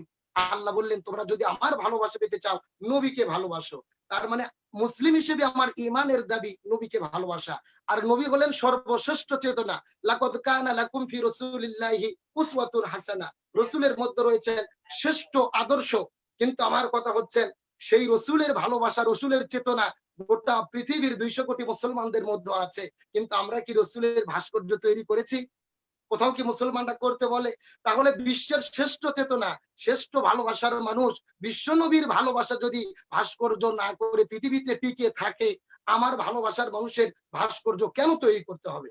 আমরা এই জায়গার বিরোধিতা করেছি। আমি আশা করি এই বিষয়টি তিনি সহ সমস্ত দর্শক শ্রোতা বুঝতে পারবেন। আমাদের ভালোবাসার কমতি নেই। বঙ্গবন্ধু জান্নাতে যাক আমরা দোয়া করি। আমরা সমস্ত মানুষকে ভালোবাসি, কিন্তু তার মূর্তি বানাতে হবে বা ভাস্কর্য বানাতে হবে এটার পক্ষে আমরা নই। এটার বিরোধিতা করার জন্য আজকে এই বিশৃঙ্খলা। কিন্তু কিছু অতি উৎসাহী, কিছু চাটুকার মানুষ গরম গরম বক্তব্য দিয়ে পরিস্থিতি ঘোলাটা করে আপনার ঘোলা পানিতে মাছ শিকার করার চেষ্টা করেছে। তবে আশা করি জাতি বুঝতে পেরেছে। ওবায়দুল কাদের তিনি বলেছেন, তার কথা ভালো লেগেছে। সংবাদ সম্মেলনে যখন প্রশ্ন করা হলো যে আপনি এই ব্যাপারে কিছু বলেন, তিনি বলেছেন এটা বাংলাদেশ 90% মুসলমানের দেশ, ধর্মীয় সেন্টিমেন্টকে মাথায় রেখে কথা বলতে হবে। প্রাইম মিনিস্টার তিনি নিজে দেখছেন। সুতরাং তার মতো ভদ্র নেতা বা এরকম ভদ্র বক্তব্য সব নেতা যদি এই ইস্যুতে দিত, আমার মনে হয় এমন বিশৃঙ্খলা আজকে আমাদের সমাজে উত্তেজনাপূর্ণ পরিবেশ তৈরি হতো না। আমি পরের কথা বলতে চাই, তিনি যে বললেন যে মা যদি অন্যায় করে, মা যদি অপরাধ করে, আমি তাকে কি করব? তার সম্মান কি রাখবো না? সে যদি আমার বিরুদ্ধে মিথ্যা অপবাদ দেয়, তাকে ইসলাম সম্পর্কে জানতে হবে। স্পষ্ট হাদিস, রসুল বলেছেন তোমার মাও যদি শিরিককারী মুশরিক ব্যক্তিও হয়, তোমার মাও যদি কাফের হয়, তোমার মাও যদি অন্যায়ও করে, তুমি তোমার মাকে আঘাত দিয়ে কথা বলতে পারবে না, তুমি তোমার মাকে বাড়ি থেকে বের করে দিতে পারবে না, বরং তোমার মাও কাফের হলেও তুমি তার সেবা করবে। আর আল্লাহ রাব্বুল আলামিন এই জন্যই বলেছেন পিতামাতার খেদমত করো, আর মায়ের পায়ের নিচে সন্তানের জান্নাত। আমরা যখন মাকে বাড়ি থেকে বের করে দেই, মাকে বের করে দেই না, আমরা জান্নাতকে বের করে দেই। এই জন্য মনে রাখতে হবে, মাও যদি অন্যায় করে, সন্তান হিসেবে আমার ধৈর্য ধারণ করে, আপনি যে হিকমতের কথা আমাকে বললেন, যে হিকমতের কথা তো আল্লাহ তাআলা বলেছেন উদউ ইলা সাবিলি রাব্বিকা বিল হিকমা, তাহলে সেই বিষয়টি তো হিকমতের সাথে সমাধান করা যেত। আমি আশা করি আমার বিজ্ঞ আইনজীবী বিষয়টি বুঝতে পেরেছেন। আমি সর্বশেষ যে ভাইটি প্রশ্ন করেছেন, আমি তার প্রশ্নের উত্তরে বলতে চাই, বাংলাদেশের সংবিধানের 153টি অনুচ্ছেদ রয়েছেন, তার মধ্যে 37 নম্বর অনুচ্ছেদে স্পষ্ট বলা হয়েছে রাষ্ট্রের যে কোনো নাগরিক সভা সমাবেশ, সিম্পোজিয়াম, সেমিনার, ওয়াজ মাহফিল, তাফসির মাহফিল, ধর্মীয় অনুষ্ঠান সবকিছু করতে পারবে। কিন্তু দুঃখজনক হলেও সত্য, আজকে বাংলাদেশে সব অনুষ্ঠান চলছে, সভা সমাবেশ চলছে, সিনেমার হলে সিনেমা চলছে, কিন্তু বাংলাদেশে কোরআনের মাহফিল বন্ধ করে দেওয়া হচ্ছে। আমি এই ক্ষেত্রে প্রশ্ন করতে চাই আইনজীবীর কাছে যে আপনি এটার ব্যাখ্যা কি দেবেন? কোরআনের মাহফিল কেন বন্ধ করা হচ্ছে, যদি এটা সংবিধানে স্বাধীনতা দেওয়া হয়েছে সমাবেশ করার, আর ধর্ম পালনের সুবিধা, ধর্ম পালনের সুযোগ সুবিধা রাষ্ট্র দিয়েছেন সংবিধানের 41 নম্বর অনুচ্ছেদে, তাহলে ধর্মীয় অনুষ্ঠান কেন বাধাপ্রাপ্ত হচ্ছে? আর সেটার কারণ কি, এর ব্যাখ্যা তিনি দেবেন। এবং সর্বশেষে আমি জানতে চাই, উনি যে প্রশ্ন করেছেন যে গোটা পৃথিবীর মানুষ, উনি বারবার বলেছেন আমাকে নাস্তিক বলেছেন, আমি সেই বক্তব্য স্পষ্ট বলেছিলাম, নাস্তিক কারা? যারা স্রষ্টাকে বিশ্বাস করে না, স্রষ্টার আইনকে বিশ্বাস করে না, স্রষ্টার আইনকে বাদ দিয়ে মানব রচিত আইনের পক্ষে কথা বলে। আমি বলেছিলাম স্রষ্টা বিরোধী যারা, তারা নাস্তিক। উনি যদি আল্লাহকে বিশ্বাস করেন আলহামদুলিল্লাহ, স্রষ্টাকে বিশ্বাস করেন আলহামদুলিল্লাহ, আমি কেন তাকে নাস্তিক বলতে যাব? কিন্তু আমি তাকে সর্বশেষ প্রশ্ন করতে চাই, পৃথিবীর মানুষেরা দুই ভাগে বিভক্ত, হয় আস্তিক না হয় নাস্তিক। আপনি কোন পক্ষে? সুদৃঢ় বিশ্বাস আপনার আছে, আপনি নিজেই জাতির কাছে বিষয়টি পরিষ্কার করবেন, এই উদাত্ত আহ্বানটুকু আপনার উপরে রাখলাম। জি প্রিয় ভাই সাগর। জি, আপনাকে অনেক ধন্যবাদ জনাব আব্দুল সালাম যুক্তিবাদী। এই একই প্রশ্ন আমারও, পাশাপাশি আরও দুটো প্রশ্ন রয়ে গেছে আমার। মিস তুরিন আফরোজ, আপনি বলবেন যে আপনি তো যে প্রস্তাবটা দিয়েছেন, আই লাভ ইউ বলেছেন, এখন যদি আব্দুল সালাম যুক্তিবাদী বিবাহিত হয়ে থাকেন, আমি জানি না উনি ওনার স্ট্যাটাসটা কী, তাহলে ওনার স্ত্রীর সাথে ওনার একটা ঝামেলা লাগতে পারে। সেই ঝামেলা মিট করতে আসলে আপনার কোর্টে যাবে, সেই কোর্টে আপনি উকিল হতে হবে। সেই কোর্টের যে ঝামেলাটা হবে, এটা মিটমাট করতে আপনি রাজি আছেন কিনা, নাম্বার ওয়ান। নাম্বার টু হলো, আপনি কি সিরিয়াসলি এই কথাটা বলেছেন? তাহলে যদি কোনো রকম আব্দুল সালাম যুক্তিবাদী আপনার কাছে হাত বাড়ায়, আপনি তখন কি করবেন? এখন এই যে আর আপনি এই সকল প্রগতিশীল সমাজের বাইরে এসে হঠাৎ করে আপনি আলেমদের প্রতি ভালোবাসা উতরে উঠলো কেন? তার মানে কি আপনি আলেমদের প্রতি আপনার ভালোবাসা, আপনি শেষ পর্যন্ত আপনার ভালোবাসা, বা আপনি কি বলা যায় না, আলেমদের প্রতি আপনার ইয়ে হয়ে গেলেন আপনি। আপনি একটু বলবেন দয়া করে, অনেকে আবার জানতে চেয়েছে আমার ইয়েতে। আচ্ছা আচ্ছা, ধন্যবাদ ধন্যবাদ ধন্যবাদ ধন্যবাদ। আমি মৌলানা সালাম সাহেবকে আই লাভ ইউ বলেছি, উনি যা বললেন ভালোবাসার প্রতিদান ইহ জীবনে হবে না, মৃত্যুর পরে উনি যা যা বললেন, যা যা দায়িত্ব সেটা করবেন। সুতরাং বোঝাই যাচ্ছে তার উদ্দেশ্য একেবারে ইহ জীবনে কোনো কিছুতে নাই, তার উদ্দেশ্য হচ্ছে পরকালে সেটা হবে। আমার মেয়ে এখানে বসে, আমার মেয়ে খুব হাসছে, বসে বসে কি কি করে হেসে গড়াগড়ি দিচ্ছে। আচ্ছা, এটা হচ্ছে একটি কথা। আর দ্বিতীয় কথা হচ্ছে, প্রশ্ন করেছেন যে যদি আইনের ঝামেলা হয়, আমি আইনের ঝামেলা হলে অবশ্যই উকিলের দায়িত্ব পালন করব, কিন্তু আমি কোনো পুরুষের বিরুদ্ধে মানে কোনো নারীর বিরুদ্ধে মামলা করি না, সুতরাং তার স্ত্রীর পক্ষেই হচ্ছে দাঁড়াবো, মামলা করব। আর আপনারা ভাস্কর্যের কথা বলেছেন মৌলানা সালাম, আপনি বলেছেন বঙ্গবন্ধুকে ভালোবাসার বিভিন্ন উপায় রয়েছে। আমি অবশ্যই আপনার সাথে একমত পোষণ করি, ভালোবাসা প্রকাশের অনেক রূপ আছে, সেটা যে একেবারে ভাস্কর্য দিয়েই করতে হবে সেটা আমি কখনোই সেটা বলছি না। এটি একটি উপায়, এটি করলে যে এটা হারাম হয়ে যাচ্ছে তাও কিন্তু না। কিন্তু কথা হচ্ছে, আমার বক্তব্যটি হচ্ছে যে এটি একটি উপায়, এটি হতে পারে, কিন্তু এক একজনের যে ভালোবাসা সেটা কিন্তু এক এক রকম ভাবে প্রকাশ করার উপায় রয়েছে। আপনি শুধু বঙ্গবন্ধুর ভাস্কর্য নিয়ে কথা বলছেন কেন? আমাদের বাংলাদেশে তো আহ জিয়াউর রহমান সাহেবের ভাস্কর্য আছে চিটঙ্গে, সেটা নিয়ে কোনো কথা বলা হচ্ছে না। মধুসূদনের ভাস্কর্য আছে, সেটা নিয়ে কোনো কথা বলছে না। কাজী নজরুল ইসলামের ভাস্কর্য রয়েছে বিভিন্ন জায়গায়। তো আমাদের কথা হচ্ছে, ভাস্কর্য নিয়ে যদি বন্ধ করতে হয় তাহলে ভাস্কর্য থাকবে কি থাকবে না সেটা একটা আলোচনা হতে পারে, কিন্তু বঙ্গবন্ধুর ভাস্কর্য নিয়ে কথা বলছেন তখন এটা ইসেনশিয়ালি একটা পলিটিক্যাল ব্যাপার হয়ে দাঁড়াচ্ছে। সেই জায়গাটাতে কিন্তু আপত্তির একটা জায়গা দাঁড়িয়েছে। এবং আপনি যতজনের কথা বললেন, আপনি নওফেল সাহেবের কথা বলেছেন, নিক্সন সাহেবের কথা বলেছেন, সবার কথা যাদের কথা বললেন, তারা কিন্তু একটা পলিটিক্যাল প্ল্যাটফর্মে দাঁড়িয়ে থাকেন এবং প্ল্যাটফর্মের জায়গা থেকে সে প্রশ্নের উত্তরটি আসে। আপনাদের প্রতিবাদের জায়গাটা, আপনাদের বলতে আমি বলছি যারা প্রতিবাদ করছেন, তারা যদি সকল ভাস্কর্য নিয়ে কথা বলতো তাহলে কিন্তু আমার মনে হয় না যে এই রাজনৈতিক দ্বন্দ্বটা আসতো, তাহলে সেখানটা হতো ভাস্কর্য থাকবে কি থাকবে না একটা অবস্থান আমাদেরকে নিতে হবে। কিন্তু এখানে সেটি হয়নি দেখেই কিন্তু আজকে এই জিনিসটি হয়েছে। তৃতীয় বিষয়টি, আপনি বলছেন যে আহ মা যদি খারাপও হয় তাকে বাহির করা ঠিক না। আপনার সাথে আমি শতভাগ সহমত প্রকাশ করছি। আসলে কি জানেন, মাকে কেউ বের করতে হয় না, মাকে যদি আদালত বলে যে আপনি ঢুকতে পারবেন না, সেই দায়ভার কি তার সন্তান নেবে? সেই কথাটি আপনাকে একটু আমি জাস্ট বললাম, যে আপনি যেগুলো এক্সাম্পল দিলেন, আপনি আমাকে বোঝানোর চেষ্টা করলেন যে আমি হয়তো মাকে বের করেছি, ভাইয়ের সম্পত্তি নিচ্ছি, এটা কিছু নয়। আদালত যদি এগুলো প্রমাণ পেত, সেগুলো কিন্তু মামলা চলমান, সেখানটাতে আদালত থেকে নিষেধাজ্ঞা যদি জারি করে এমন কোনো কাজের জন্য, সেটা তো আদালত করেছে, সেটা তো আমি করি নাই, কাউকে বের করা হয় নাই। এবং আমি যে কথাটি বলেছি, তারপরেও যখন আমাকে নিয়ে আপনি মিথ্যাচার কথাটি করা যেহেতু হয়। তুললেন, আমার প্রশ্ন এখানে তুরিন আফরোজ একটু পরিষ্কার জি, হওয়ার জন্য, একটু ক্লিয়ার হওয়ার জন্য, আমার দর্শকরা যারা আছে তারা একটু ক্লিয়ার হওয়ার জন্য, তাহলে আপনার মা কেন আপনার বিরুদ্ধে সংবাদ সম্মেলন করেছে? আদালতের নির্দেশনা এক জিনিস, আর একটা হলো আপনার মা কেন সরাসরি আপনাকে অভিযুক্ত করে সংবাদ সম্মেলন করেছে। সেখানে যদি আপনি জাস্ট, যদি আপনার ইচ্ছে হয়, আমি আপনাকে বাধ্য করবো না, এটা আপনার না, ভেরি এখন পার্সোনাল ম্যাটার। সো ইফ সেটার ইউ লাইক ব্যাখ্যা, টু এক্সপোজ দ্যাট। সেটার ব্যাখ্যা কারণ 2018 সালে কোর্টের একটা নির্দেশনা দেওয়া হয়েছে, যে যেখানটাতে আমাকে এবং আমার মেয়ের জীবন নাশের চেষ্টা করা হয়েছে, আদালত সেগুলো প্রমাণ দেখে সিরিজ এদের তাদেরকে বলেছে যে তোমরা এখানে ঢুকতে পারবে না। আর সম্পত্তি থেকে, কারণ সম্পত্তি আমার নামেও আছে, আমার ভাইয়ের নামেও আছে, যেটা সব ভাই বিক্রি করেছে। কিন্তু এখানটাতে আমার মা যেহেতু ভাইয়ের কাছে থাকে, আমি বিশ্বাস করি, মনে করি ভাইয়ের প্ররোচনায় বা কোনোভাবে সে হয়তো একটা কথা বলেছে, কিন্তু আমি মেয়ে হিসাবে আরেকটা প্রেস কনফারেন্স করে আমার মাকে সবার সামনে ছোট করার পক্ষপাতী না, আমার পরিবার নিয়ে সেই কাজটি আমি করতে চাই না। আমি ভেবেছি যে ঠিক আছে, যেহেতু আইন তার নিজের গতিতে চলছে, আইনই তার ব্যাখ্যা দেবে, আমাকে যারাই গালি দিচ্ছে কিছু যায় আসে না, কারণ আমি ইসলামে বিশ্বাস করি, আমি নবীজির কথা বিশ্বাস করি, আমি আহ ধর্মে বিশ্বাস করি, এবং আমি বিশ্বাস করি যে আমার মায়ের পায়ের নিচে আমার বেহেশত। তিনি আমার নামে দুটো বাজে কথাও যদি বলেন, দুটো না 200 বাজে কথাও যদি বলেন, আমি কখনো তার সেটা নিয়ে একটা প্রতিবাদ করব না। সর্বশেষ যেটা, ইয়াসিন আরাফাত কুমিল্লা থেকে প্রশ্ন তুলেছেন যে কেন আমাদের সংস্কৃতির একটা অংশ ওয়াজ কেন হচ্ছে না। আমি আপনার সাথে একমত, ডেফিনেটলি যে ওয়াজ করবার স্বাধীনতা আমাদের সংবিধানে রয়েছে, ধর্ম পালনের এটা যদি অঙ্গ হয়ে থাকে, আমাদের সংস্কৃতির অংশ পালন করা সেটা রয়েছে। কিন্তু একই সাথে আমাদের মনে রাখতে হবে ওয়াজে কি বলা হচ্ছে, সেটাও কিন্তু একটি গুরুত্বপূর্ণ একটি বিষয়। এখানে একটা নীতিমালা থাকা উচিত। আমি যে সমস্ত আমি প্রতি বছর ওয়াজ অ্যারেঞ্জ করি আমার এলাকায়, আপনারা হয়তো জানেন না, আমি 600 মাদ্রাসা এবং এতিমখানার যে আলেম ওলেমা তাদের সাথে আমার কর্মকাণ্ড রয়েছে আমার ফাউন্ডেশনের মাধ্যমে।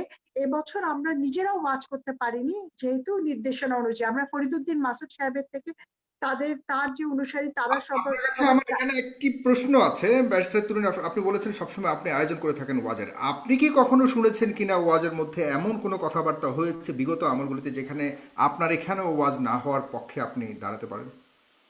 না, আমরা যেগুলো ওয়াজ অ্যারেঞ্জ করেছি সেখানটাতে আসলে এই ধরনের কথা বলা হবে না বলেই আমরা আগের থেকেই তাদেরকে আমরা জিজ্ঞাসা করি, বলি যে এখানটাতে নারী বিদ্বেষী কথা বলতে পারবেন না, এখানটাতে কোনো রকম রাজনৈতিক কথা বলা হবে না, এখানটাতে আপনার ইসলামের যে বিষয় মানে সেটুকু ওয়াজ বা ধর্মীয় ব্যাপারগুলো কি কোনো ধরনের নির্দেশনার উপরে বা কোনো ধরনের বাতলে দেওয়া জিনিস, যে আপনি এভাবে কথা বলবেন, এভাবে ওয়াজ করবেন, না হলে এভাবে করতে পারবেন না, বা এভাবে এটা কি হওয়া উচিত, বা এটা এভাবে মানে হতে পারে কিনা? না, কেন হতে পারে না? ধর্ম আর রাজনীতি তো এক জিনিস না। আপনি ওয়াজের নামে রাজনীতি কেন করবেন? সেটা তো আমি হতে দেব না। ওয়াজের নামে আপনি বিদ্বেষ কেন ছড়াবেন? ইসলাম কি সেই কথা বলে? ইসলাম তো ভালোবাসার কথা বলে।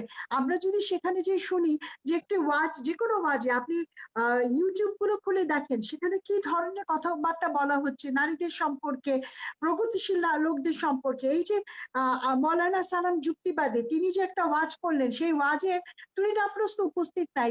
উনি ভাবলেন একটা ছক্কা পিটিয়ে খেলা খেললেন, ওনাকে লাল কার্ড দেখানোর কেউ নাই, কিন্তু ওয়াজের মাধ্যমে তো হাজার হাজার লোক দেখলেন তিনি আমার পিঠের ছাল উঠাবেন, নাস্তিক বলছেন, তারপরে বলছেন আমার ব্যক্তিগতভাবে আমাকে আক্রমণ করছেন, না মা ভাইকে। না, আমি যখন আপনার কথা বললাম, উনি কিন্তু এক কথায় রাজি হয়ে গেলেন। উনি যদি ভয়ও পেতেন বা আপনার সাথে বলতে যে উনি ভয় পাওয়ার কথা এখানটাতে নেই, কিন্তু এখানটাতে কথা হচ্ছে যে হ্যাঁ আমি তার বিরুদ্ধে একটা মামলা করতে পারি, কিন্তু আমার কথা হলো যে না, আমি সমস্ত ব্যাপার নিয়ে মামলা নিয়ে করার আরো অনেক ইস্যু রয়েছে। আমি যদি চাই সেই মুহূর্তে সেই দিনে, আমি কিন্তু তাকে ফোন দিয়েছি, ওখানে ফোন নাম্বার লেখা আছে, সেই নাম্বারে আমি সেই রাতে, যেই রাতে আমি দেখেছি এই ওয়াচটি, সেই রাতে তাকে ফোন দিয়েছি। ওনার কোনো শাগিরিদ ধরেছেন, বলেছেন হুজুর ঘুমাচ্ছে। তা আমি বললাম উনি তাহাজ্জুদ পড়তে উঠবেন না ফাজার পড়তে উঠবেন, কখন ওনাকে পাওয়া যাবে, এটা আমার নাম্বার, উনি যাতে তার ফোন মানে করেন। আপনি অনেকদিন ধরেই আব্দুল সালাম যুক্তিবাদের পেছনেই ঘুরছেন। জি জি জি, আমি এবং ওয়াচটিও অনেকবার দেখেছি, মানে 50 বার অন্তত পক্ষে দেখেছি, যে আসলে উনি কেন বলছেন, কেন গালি দিচ্ছেন আমাকে, আমি ঠিক বুঝতে পারছি না উনার কাছে কি তথ্য শুধু আছে। গালির কারণটাই, আর তো অন্য কিছু না। হ্যাঁ, হ্যাঁ, সত্য যেটা সেটা তো উনি জানার চেষ্টা করলেন না, উনি মা ভাই নিয়ে কথা বলে দিলেন না আমাকে ভাই, যে। আমি কিন্তু গালি দেই নাই আপা, আমি আপনাকে গালি দেই নাই, আমি অন্যায়ের প্রতিবাদ করেছি। আপনি যা শরীয়তের প্রশ্নে উঠেছেন আমি জবাব দেওয়ার চেষ্টা করেছি। আপনি যেভাবে আমাকে এইমাত্র ভালোবাসার অফার দিয়ে আবার প্রতিপক্ষ ভাবছেন, বিষয়টা এরকম না। আমি আপনার প্রশ্নের জবাব দেওয়ার চেষ্টা করেছি। আমি না না, আপনাকে ঘায়েল করে এখন আপনার আপনি সালাম, যেরকম বলছেন বিষয়টা মৌলানা এরকম না। সালাম, মৌলানা সালাম, আপনি এখন আপনার কথা সুর অনেক পাল্টে গেছে। ভিডিওটি আমি একটু আগে অনুষ্ঠান শুরু হওয়ার আগেও আরেকবার দেখেছি, সুতরাং আপনি দেখেন আপনি আরেকবার ট্রাই নিজে করেছেন ঠান্ডা অনুষ্ঠানটা বাজাবার কথার করতে। সুর পাল্টার সুযোগ নেই। কথা যেটা যেটা হক কথা সেটা বলতেই হবে। সত্যটা সত্য। আপনার যে শরীয়তের কথার প্রশ্ন জবাব সেটা দিতে গিয়ে, সেইভাবে দিতে হবে। শরীয়তের প্রশ্ন কিন্তু উত্তর আপনি দিতে আপনি গিয়ে কাউকে ব্যক্তিগত আক্রমণ আপনি করা কি আপ- ঠিক, আপনি মৌলানা যেই সালাম? কথাটা আপনি যেই কথাটা বলেছিলেন, আপনি যেরকম বলছেন যে আমি কেন ময়দানে বললাম, আপনিও কিন্তু আপনার বক্তব্যটা ওপেনলি বলেছেন, আপনার বক্তব্যটা ভাইরাল হয়ে সবার কাছে চলে গেছে। সুতরাং আপনাকে আপনার তো আমি বক্তব্যের ব্যক্তিগত উচিত একটি আক্রমণ জবাব। করিনি, কিন্তু আপনার আপনাকে তো আমি বক্তব্যের ব্যক্তিগত উচিত একটা আক্রমণ জবাব করিনি। সবার কাছে যাওয়া উচিত ছিল। তো আমি আমার সেটার ইমানের জন্য কি দায়িত্ব কাউকে থেকে কথাটা ব্যক্তিগত বলেছি। ভাবে আক্রমণ করা আপনার জায়েজ মনে হয়েছে? এই আপনাকে শিক্ষা আপনি ব্যক্তিগতভাবে কোথায় আক্রমণ করি নাই। তবে কেউ, আমি ইসলামিক বলি, শিক্ষা কোথায় পেয়েছেন? আবার শুধু আপনি আপনি নয়, এই শিক্ষা কেউ কোথায় যদি পেয়েছেন আপনি বলেন? কেউ যদি ব্যক্তিগতভাবে ইসলামের উপর আক্রমণ করে, তাকে ইসলামে তার ব্যাপারে কথা বলার অধিকার ইসলাম দেয়। না, কুনতুম তা খায়রা তো আপনার উম্মাতিন বক্তব্য উখরিজাত বলবেন। লিন-নাস ইসলাম তা'মুরুনা বিল আপনি মা'রুফ ওয়া তানহাউনা আনিল শরীয়তের মুনকার। প্রশ্নের উত্তর আল্লাহ স্পষ্ট শরীয়তের বলেছেন, মাধ্যমে। আমরা তোমরা সর্বোত্তম আমরা জাতি। আমরা সৎ কাজের আদেশ দেবে, অন্যায় কাজের বাধা দেবে, নিষেধ করবে। খুব সুন্দরভাবে প্রশ্নটা শেষ করি আপনি আমরা। যদি শরীয়ত বিরোধী, ইসলাম বিরোধী কোনো কথা বলেন, এটা অন্যায়ের প্রতিবাদ করা আমার ইমানি দায়িত্ব। আপনি এটা বলবেন না যে আক্রমণ করার আপনাকে ব্যক্তিগতভাবে বৈধতা নেই। আক্রমণ করার তো ইমানি অন্যায়ের দায়িত্ব। প্রতিবাদ কোন করতে লেখা হবে। আছে? কোন পবিত্র কোরআন শরীফের কোন হাদিস ফলো করেন আপনি? একটু বলেন তো কোথায় লেখা আছে কাউকে ব্যক্তিগতভাবে আক্রমণ করা শরীয়তের প্রশ্ন? আপনি ব্যক্তিগত শরীয়তের আক্রমণ না, কেউ ইসলামের উপর আক্রমণ করলে, জি, আল্লাহ সুবহানাহু ওয়া তাআলা, আপনি যে কথা বলছেন ব্যক্তিগত আক্রমণ, বললেন আল্লাহ নিজেই সূরা লাহাবের মধ্যে বলছেন, তাব্বাত ইয়াদা আবি লাহাবি ওয়া তাব। আল্লাহ বলছেন আবু লাহাবের 2 হাত ধ্বংস হোক। আল্লাহ এই কথা কেন বললেন? তিনি নবীর বিরুদ্ধে দাঁড়িয়েছিলেন, তিনি ইসলামের বিরুদ্ধে দাঁড়িয়েছিলেন। আল্লাহ সরাসরি তার ব্যাপারে কথা আয়াত নাযিল করে বলে দিয়েছেন। আমি আপনাকে যেটা বলি, আপনার ব্যাপারটা এরকম না। আপনি যে উত্তরটা চাইলেন, চাইলেন ব্যক্তিগতভাবে কথা বলা যাবে কিনা, আমি বলি আপনাকে, আমি বলি না। তবে কেউ যদি এমন হয় ইসলামের বিরুদ্ধে বা কোরআন সুন্নাহ পরিপন্থী কোনো কথা বলে, তার ব্যাপারে শুধরানোর উদ্দেশ্যে কথাটি বলা যাবে। এবং এখন আপনি হয়তো বলবেন, আপনি আমাকে বলতে পারছেন, কিন্তু আপনি যেহেতু ওপেনলি সমস্ত মানুষের সামনে বলেছেন, আমিও এই জন্য কথাটার কোরআন সুন্নাহর আলোকে উত্তর দেওয়ার চেষ্টা করেছি, এই মাত্র। তবে আপনি এটা বলবেন আপনিও জি। দুটো ফাউল করে ফেলেছেন, ব্যক্তিগতভাবে আক্রমণ করেছেন, যেটা সম্পর্কে না, আপনার ধারণা নেই। ব্যক্তিগত আক্রমণটা আপনি যদি আপনি আপনি করে দেখেন। আমাকে না, আপনি আমার বিরুদ্ধে কথা বলেন, আমি আপনাকে কিচ্ছু বলবো না।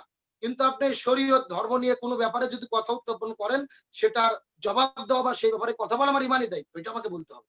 এটা না, না, আমাকে না, ইসলাম বলেছে। নিশ্চয়ই ইমানি দায়িত্ব, কিন্তু তাই বলে কাউকে ব্যক্তিগত আক্রমণ করার অধিকার আপনাকে দেয়নি, আল্লাহ তাআলা দেননি আপনাকে, এবং নবীজিও কিন্তু সেই কাজটি করেননি। আপনি আমাকে আমি বলেন কোথায় ব্যক্তিগতভাবে আপনাকে আক্রমণ করিনি, আপনার কথার আক্রমণে কথা বলেছি। আপনাকে পার্সোনালি আপনাকে আক্রমণ করিনি, তবে আপনার কথার উপর আক্রমণ করেছি। জি, না, না, না, সুন্দর কথা, খুব না, সুন্দর, খুবই সুন্দর উত্তর দিয়েছেন। আমি আপনাকে ধন্যবাদ জানাচ্ছি আব্দুল সালাম যুক্তিবাদী এবং ব্যারিস্টার তুরিন আফরোজ। আমার ইচ্ছে, I wish I could continue this show for long time, but I have some time limitations, I have to end this show. তবে আমার একটি কথা বলতে হবে, আমি সর্বশেষ একটি কথা বলতেই হবে। উনি মাহফিল নিয়ে আপা যে কথা বলেছেন, তাফসির মাহফিল নিয়ে কথা বলতে গিয়ে তিনি বলছেন ধর্ম আর রাজনীতি সম্পূর্ণ আলাদা। এই বিশ্বাস যারা করে এরা অধিকাংশ আস্তিক পর্যায়ের হয় না। Niccolo Machiavelli, Karl Marx, Lenin, Vladimir Putin, যতগুলো দার্শনিক অধিকাংশ নাস্তিক পর্যায়ের ছিলেন। আমাদের মনে রাখতে হবে, বাংলাদেশের প্রচলিত রাজনীতি ধর্ম এক নয়, তবে ধর্মের মধ্যে 100% রাজনীতি আছে। রাজনীতি আমার নবী শিখে দিয়ে গেছেন, কোরআনে রাজনীতি আছে এমন কোন বিধান নাই যেটা কোরআনে নাই। আল্লাহ সুবহানাহু ওয়া তাআলা বলেছেন লিকুল্লি তিবিয়ানান। আপনি এটা বলতে পারেন বাংলাদেশের প্রচলিত রাজনীতির কথা বলবেন না, তবে ইসলামে যে রাজনীতি আছে, রসুলের জীবনে যে রসুল যে রাজনীতি করেছেন, এটার কথা বলা এবং প্রচার করা আমার ইমানি দায়িত্ব। তো মাহফিলে যদি নবীর রাজনীতি প্রচার হয়, কোরআনের রাজনীতি প্রচার হয়, এটার বিরোধিতা করার কোনো সুযোগ আপনার নেই। আমি এই ব্যাপারে একদম একান্ত দ্বিমত আপনার সঙ্গে। আপনি বলছেন ধর্ম এবং রাজনীতি আলাদা, কিন্তু রাজনীতি প্রকৃত ইসলামী রাজনীতি এবং ধর্ম আলাদা নয়। ধর্ম এবং রাজনীতি একই জিনিস, ওতপ্রোতভাবে জড়িত। ইসলাম একটি ধর্ম নয়। Islam is not only a religion but also complete code of life. শুধু নামে একটি ধর্ম নয়, ইসলাম পরিপূর্ণ জীবন ব্যবস্থা। তাহলে জীবন ব্যবস্থা যদি পরিপূর্ণ হয়, তার মধ্যে রাষ্ট্র থাকবে, সংবিধান থাকবে, সংসদ থাকবে। তার মানে বাড়ি থেকে সংসদ ভবন পর্যন্ত সব জায়গা স্পষ্ট সমাধান কোরআনে আছে। মানবেন কি মানবেন না, এটা আপনার ব্যাপার। তবে অস্বীকার করলে আপনি কাফের হয়ে যাবেন। ধর্মের রাজনীতি অস্বীকার করার কোনো সুযোগ নেই। আমি এই বিষয়টি আপনাকে এই বিষয়টি বোঝার জন্য আহ্বান করছি। মৌলানা সালাম, মদিনাতে যখন নবীজি রাষ্ট্রের জন্য মদিনা সনদ তৈরি করলেন, পৃথিবীর প্রথম লিখিত সংবিধান, উনি কমের কথা বলেছেন, জাতিসত্তার কথা বলেছেন। He never thought of a political Islam. আপনি যে পলিটিক্যাল ইসলামের কথা বলছেন, that is very much part of মওদুদিবাদ। আপনার মতো আপনি যখন আমাকে বলে যাচ্ছেন নাস্তিক, আবার যারা এই কথা বলে তারা নাস্তিক, এই কি ধরনের কথা? আপনি আস্তিক আপনাকে নাস্তিক বলে, আপনি আবার ভুল করলেন, ফল্ট করলেন। আমি আপনাকে নাস্তিক বলি না। তুরিন আফরোজ, ধর্ম এবং নয়। আপনি এই মুহূর্তে আপনি যেই কথাটি বললেন, এটাই আপনাদের অতি উচ্চারণ কিছু লোক আছে, সত্য কথা বললে আপনারা মওদুদিবাদকে ঠেলে দেন। আমি বলি শুনেন, আপনি কি বিশ্বাস করবেন কি করবেন, নাস্তিক হবেন না নাস্তিক, আপনার পার্সোনাল স্বাধীনতা। তবে ধর্ম এবং রাজনীতি যে আলাদা নয়, এটা আমাকে বলতেই হবে। ধর্ম এবং রাজনীতি আলাদা নয়। আচ্ছা, ধর্মের আব্দুল সালাম, আব্দুল সালাম, আপনি একটু পরে বলুন যে তুরিন আফরোজ বলছিলেন। না আব্দুল না হাফিজ শেষ আপনি করবেন। টাকাটার উদাহরণ দিয়ে ইসলাম প্রচার করতেছেন নাকি? আমি শুধু বলেছি যে এই ধরনের কথা ইসলামের ভেতরে নেই। আপনি যে মৌদুদিবাদী ইসলামের কথা বলছেন সেটা দিয়ে কিন্তু এই ইসলাম ইসলাম নয়। এখানে বই পড়তে হবে আপনাকে আরো। আপনি পলিটিক্যাল সায়েন্সে জানেন, সেটাও আমি যেমন জানি। আপনি ইসলাম জানেন, আমি সেটা জানি। আপনি সব জানেন, আমি সেটাই জানি, এবং আমি অজ্ঞান, আমি কিছু সব জানি না। জানি এটা বলি না, কিন্তু আমি সব জানি না। আপনাকে আপনাকে কেউ বাটখারা দেয়নি বারবার একজন মানুষকে আস্তিক বা নাস্তিক বলবার জন্য। এই ব্যবসা আমি এই আপনাকে ব্যবসা নাস্তিক বলি আপনারাও নাই, যে করেন, আপনি কেন এই খামাখা ব্যবসা রাগান্বিত হ্যাঁ, হচ্ছেন? তুরিন আমি তুরিন আপনাকে তুরিন আফরোজ বলি ওরকম নাই। ভাবে নাস্তিক আমি আপনাকে বলা বলেছি হয়নি। যারা আমি দার্শনিকদের কথা বলেছি, মাওলানা বিপ্লব যুক্তিবাদী, ম্যাকিয়াভেলি, আমি শেষ লেনিন, করতে চাই ভ্লাদিমির হাসি পুতিন, মুখে, আমি শেষ করতে যারা চাই। রাষ্ট্র ধর্মর ক্ষেত্রে ধর্ম এবং শেষ করে পারেন ওনার রাজনীতিকে সাথে। আলাদা না করেছে, না তারা অধিকাংশ নাস্তিক ছিল। আমি আপনাকে নাস্তিক বলিনি, আপনি আহ, খামাখা নিজের দিকে এভাবে টেনে। আপনাকে সরাসরি নাস্তিক বলেনি, এটা ঠিক। ব্যারিস্টার তুরিন আফরোজ, আপনি অবশ্যই দেখে নেবেন পরবর্তীতে। তবে আমি ব্যারিস্টার তুরিন আফরোজ আপনার কাছে বলতে চাই, এই যে একটা ধারণা যে মোল্লারা আসলে ওরকম শিক্ষিত হয় না, আপনার কাছে মনে হয় মাওলানা যুক্তিবাদীকে তো আপনি অলরেডি অফারে দিয়ে দিলেন। আমার কাছে, আমি যতদূর দেখছি, আমার কাছে তো মনে হয় না যে ওনাদের তো সম্পূর্ণ ধারণা আছে। তাও কেন প্রগতিশীলতার পক্ষ থেকে সবসময় এই ধরনের একটা অভিযোগ করা হয় যে মোল্লা মৌলবীরা শুধুমাত্র এই হাদিস কালাম ছাড়া আর কিছুই জানে না। আমি না, যতদূর আমি কখনোই মনে করি না। আমি ব্যক্তিগতভাবে আমি আলেমদের সাথে কাজ করি। আমার যে কোনো কিছুতে আমি নির্দেশনা নেই। আমার জীবনে চলার পথে যখনই কথা দরকার হয়, আমি দরকার হলে হুজুর সাহেবের, মৌলানা ফরিদউদ্দিন মাসুদ সাহেবের কাছে ছুটে যেয়ে জিজ্ঞাসা করি যে হুজুর, আমি এরকম সমস্যায় সমাধান কি হতে পারে। এবং শুধু তাই নয়, আমি যুদ্ধাপরাধ ট্রাইব্যুনালের বিভিন্ন মামলাতে যে ইসলামের ব্যাখ্যা নিয়ে এসেছি আইনের ব্যাখ্যার সাথে মিলিয়ে, সেটাও কিন্তু আমার আলেমদের থেকে শেখা। ধন্যবাদ আপনাকে তুরিন আফরোজ। ধন্যবাদ মাওলানা আব্দুল সালাম যুক্তিবাদী। আজকে তুরিন আফরোজ অনেক অসুস্থ, তবুও আমাকে সময় দিয়েছেন। আর মাওলানা আব্দুল সালাম যুক্তিবাদী, আপনি খুব সুন্দর কথা উপস্থাপন করেছেন আজকে। আমার কাছে মনে হয় এই ধরনের অনুষ্ঠান থেকে অনেক কিছুই শিক্ষণীয় আছে। একটু বিতর্ক তো হবেই, তবে প্রগতিশীলতা আর ধর্মীয় যে অবস্থান রয়েছে এর মাঝে যে একটি বিশাল গ্রে স্পেস রয়েছে, সেটাকে ধূলিসাৎ করতে হবে, সেটাকে মিটিগেট করে, সেটাকে কমিয়ে এনে এই দুটা পক্ষকে আমরা চাই ভুল বুঝাবুঝি ভাইয়া, শেষ কথাটা হচ্ছে কি, যতদিন পর্যন্ত ধর্ম এবং রাজনীতি আলাদা মনে করা হবে, ততক্ষণ পর্যন্ত ধর্মের ভিত্তিতে শান্তি কায়েম হবে না। ধর্মটা সব জায়গায় রয়েছে। আপনার এই কথা বলেছেন, পৃথিবীর আমাকে একটু বলতে দিন, আমি শেষ করি আজকে। সর্বপ্রথম ধর্ম আল্লাহ সুবহানাহু ওয়া তাআলা পৃথিবী সৃষ্টি করেছেন। আল্লাহুল খলক ওয়াল আমর, তিনি সৃষ্টি করেছেন, সমাধান তিনি দেবেন। আল্লাহ সুবহানাহু ওয়া তাআলার সমাধানের পথেই শান্তি রয়েছে। আজকে গোটা পৃথিবীতে অশান্তির মূল কারণ আমরা কোরআন থেকে দূরে সরে আছি। তবে আল্লাহ আপনাদেরও, সুবহানাহু ওয়া তাআলা বলেছেন, তবে হুজুর, ওয়া মান আ'রাদা আন যিকরি ফাইন্না লাহু মাঈশাতান দনকা। আল্লাহ বলেছেন গোটা পৃথিবীতে অশান্তির মূল কারণ কোরআন থেকে দূরে সরে থাকা। আর শান্তির পথ ফামান তাবিয়া হুদায়া ফালা খাউফুন আলাইহিম ওয়া লা হুম ইয়াহজানুন। না না না, তোমরা আপনার কোরআন মেনে কথাকে নাও, তো শান্তি অস্বীকার পাবে। করছি না। সুতরাং আমরা সকলে আপনার আসি কথাকে তো কেউ অস্বীকার শান্তির করছি পথে। না। আমি ইসলামের সর্বশেষ কথা, তুরিন ইসলামই তো আফরোজ শান্তির কথা। আপনাকে এতটুকু উদাত্ত আহ্বান জানাবো, আপনি যেহেতু নিজেকে মুসলিম বলে দাবি করছেন, আলহামদুলিল্লাহ, আপনিও আমিও, আমরা কেউ ভুলের ঊর্ধ্বে নই। আসুন আমরা তওবা করি। আমাদের জীবনের সব গুনাহ আল্লাহ সুবহানাহু ওয়া তাআলা জানে, আর তওবা করলে গুনাহটাও সওয়াবে পরিপূর্ণ হয়ে যাবে। তাই আসুন আমরা তওবা করি। আমাদের ভুল থাকতেই পারে, আপনিও তওবা করেন, আমিও তওবা করি। আপনাকে এমন ভাবে দিনের দাওয়াত দেই, আপনি দিন বোঝেন, দিন মেনে চলেন। সবাই দিন মেনে চলার মধ্যেই শান্তি রয়েছে, তাহলে ইহকালীন শান্তি, পরকালীন মুক্তি পাবো। আল্লাহ সুবহানাহু ওয়া তাআলা আমাদের প্রত্যেককে দিনের পথে, ইসলামের পথে জীবন যাপন করার তৌফিক দান করুক। আল্লাহুম্মা আমিন। না না, ধন্যবাদ। তওবা শুধু আমি আর আপনি করব কেন? সাগর তওবা করবে না? এই যে অনুষ্ঠানটা করছে, আর এই যে এত যে হাজার হাজার দর্শক দেখছে, সবাইকে তওবা করতে বলেন। শুধু আমি আমরা দুজন আমি তওবা করলে হবে না তো। আমি একটা কথাই বুঝি, আমার অবস্থান নিয়ে প্রশ্ন করবার কোনো সুযোগ নেই। আমি প্রথমত একজন মুসলমান। আমি আমার আল্লাহকে পূর্ণাঙ্গভাবে বিশ্বাস করি। আমি আল্লাহর প্রতি পূর্ণাঙ্গ বিশ্বাস রেখে আমার জীবন পরিচালনা করি। তবে আমার এই অনুষ্ঠানে আমি শতভাগ নিউট্রালের সাথে আমি এই অনুষ্ঠানটা চালাতে চাই। এখানে নিউট্রালিটির সাথেই আমি সবাইকে উপস্থাপন করতে চাই। সুতরাং আমি আমার ধর্মীয় বিষয়ে আমি অনেক জ্ঞান রাখি না, আমি অনেক ধর্মীয় বিষয়ে অনেক কিছুই অবগত নই। তবে আমি জানতে চাই, শুনতে চাই।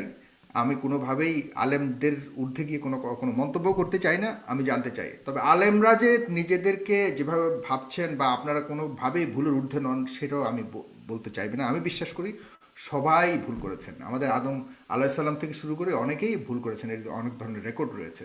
তো সুতরাং আমরা এগুলিকে এই ভুল বোঝাবুঝির অবসান ঘটিয়ে আমরা একটা সুন্দর সমাজ গড়ে তুলতে চাই এবং আমাদের কথা বলার স্বাধীনতাকে সমুন্নত রাখতে চাই।